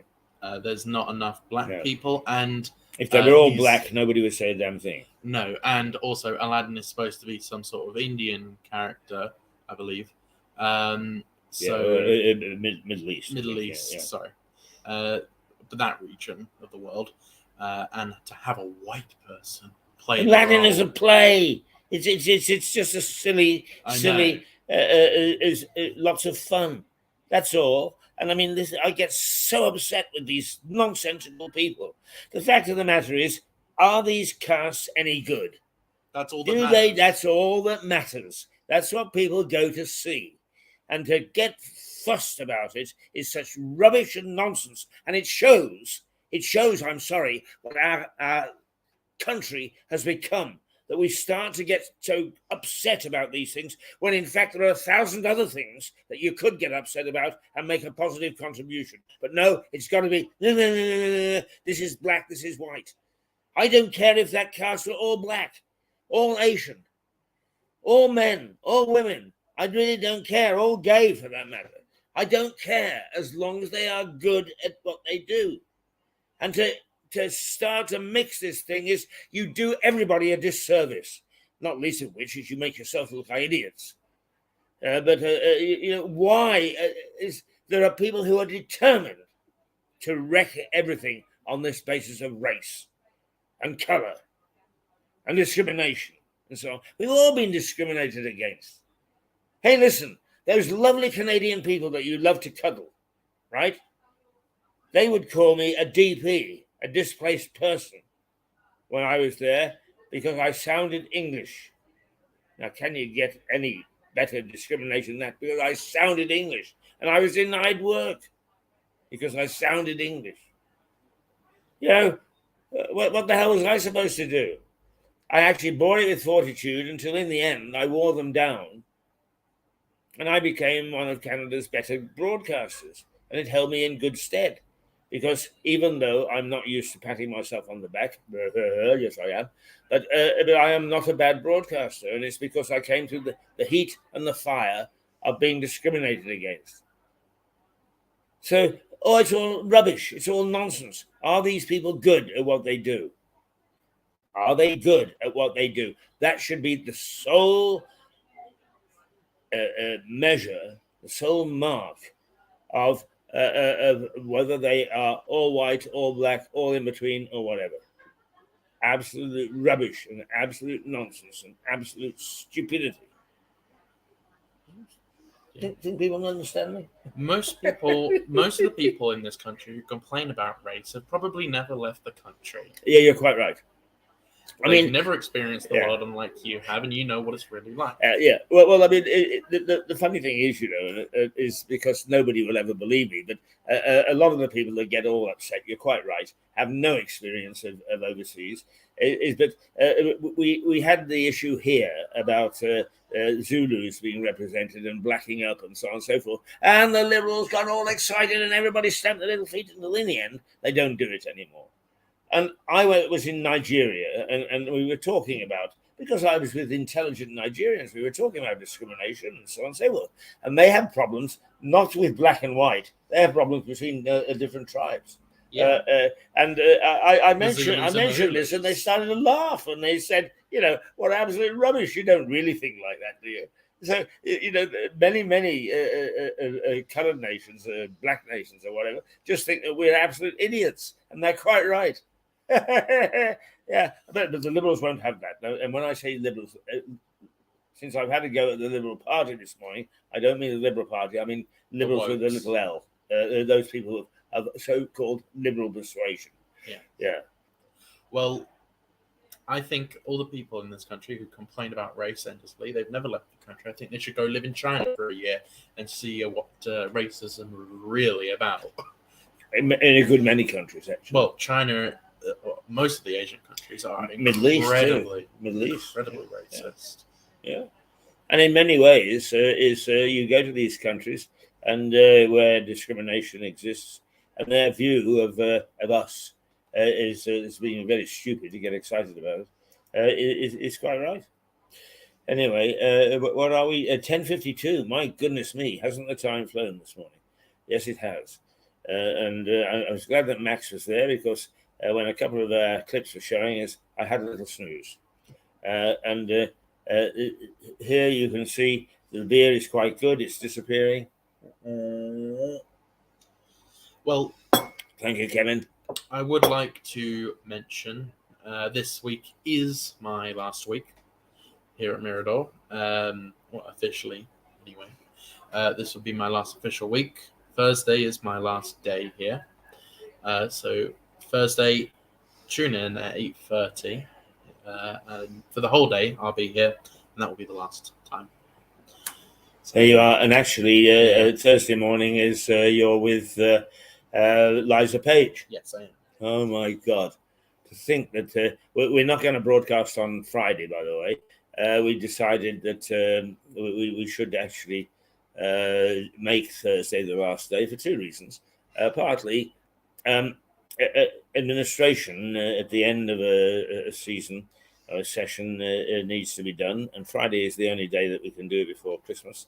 But secondly, we are having our carol service, not carol service, not a carol service, a carol party. We have got the Paddock Singers, 12 lovely ladies, all ladies. Anybody objects, bugger off, don't come through the front door. Is singing carols. with a glass of wine and a mince pie is our contribution to making the high street festive. Now, I've got one beef. We invited the great and the good because in many ways this was an opportunity for them to show support to average people, to show support for the high street and so on and so forth. With one exception, nobody has replied. And that's just the discourteous people that we have in charge. No wonder we've got kids raging around the streets. No wonder we've got kids who lip back to they're not taught anything, and particularly by this lot who had the discourtesy not to reply. And with the computer, all it is tap a thing and no, we can't come. Or we won't come. We don't want to come. Or bugger off, don't do these sort of things. But not doing is discourteous. And frankly, I'm delighted that you've been rude, because I am constantly rude about you, and I can't wait for the new year, because then I've got a really, really good reason to be rude to you. And rude to you I'm going to be, because I have no confidence in you whatsoever. None. And the Harvard review into local media says that unless you've got people like us battering at you and telling you what you're doing wrong, is what happens is your governance is awful, dreadful. That the taxes, in other words, the council tax goes up. And that all in all, it is a very, very poor scene because you don't bother to tell people what you're doing. Well, all those things are here. So we believe that we are doing a public service, because that comes from one of the great learning institutions in the world. And they did it very, very thoroughly indeed. Do you pay any attention to those things? No, you do not. Because you know better, don't you? You know better. You know what we should be doing. Well, for God's sake, just start a little courtesy book for yourselves. And stop pouncing around. To be quite honest with you, I was dismissed summarily when I was in an occasion, as if I didn't exist. Well, I'm glad that I'm getting to you. I'm glad that I'm kicking your ass enough so that you think this guy is dangerous. I am. So, why don't you start a little courtesy book? Basic. You could start ABC. You could start with a dunce's cap. Go stand in the corner. You won't, because you're so arrogant and you're living in such a little pod that you most certainly don't think that you're doing anything wrong. And that's the problem. You're not aware. You just do not understand what's going on outside your own little world. There we go. Watch my face. Get my face in your mind, so if you see me in the street, you can stop me and say, Keith, you bugger. Well, the more you do that, the more effective I think I am. Or we are at Mirador. Is it Toodle Pip time? Not yes, quite. It is. Well, 10:57. We've got a minute left. You got anything to say? No. Go on. As you say, it's your last week. Say something. Something. He gets all shy when he's challenged. Okay, tomorrow the first thing will be that I will do the papers, and then Stuart may have will do Energy Matters. He may have somebody to interview. Max will be with him, and we will go through our normal morning and try to bring you something controversial, something new, to inform you, to bring you the news as we see it and as it's affecting our community. So until tomorrow, toodle pip. All right, see you tomorrow. Join us at 8:30 Wednesday for me and Stuart. Thank you very much.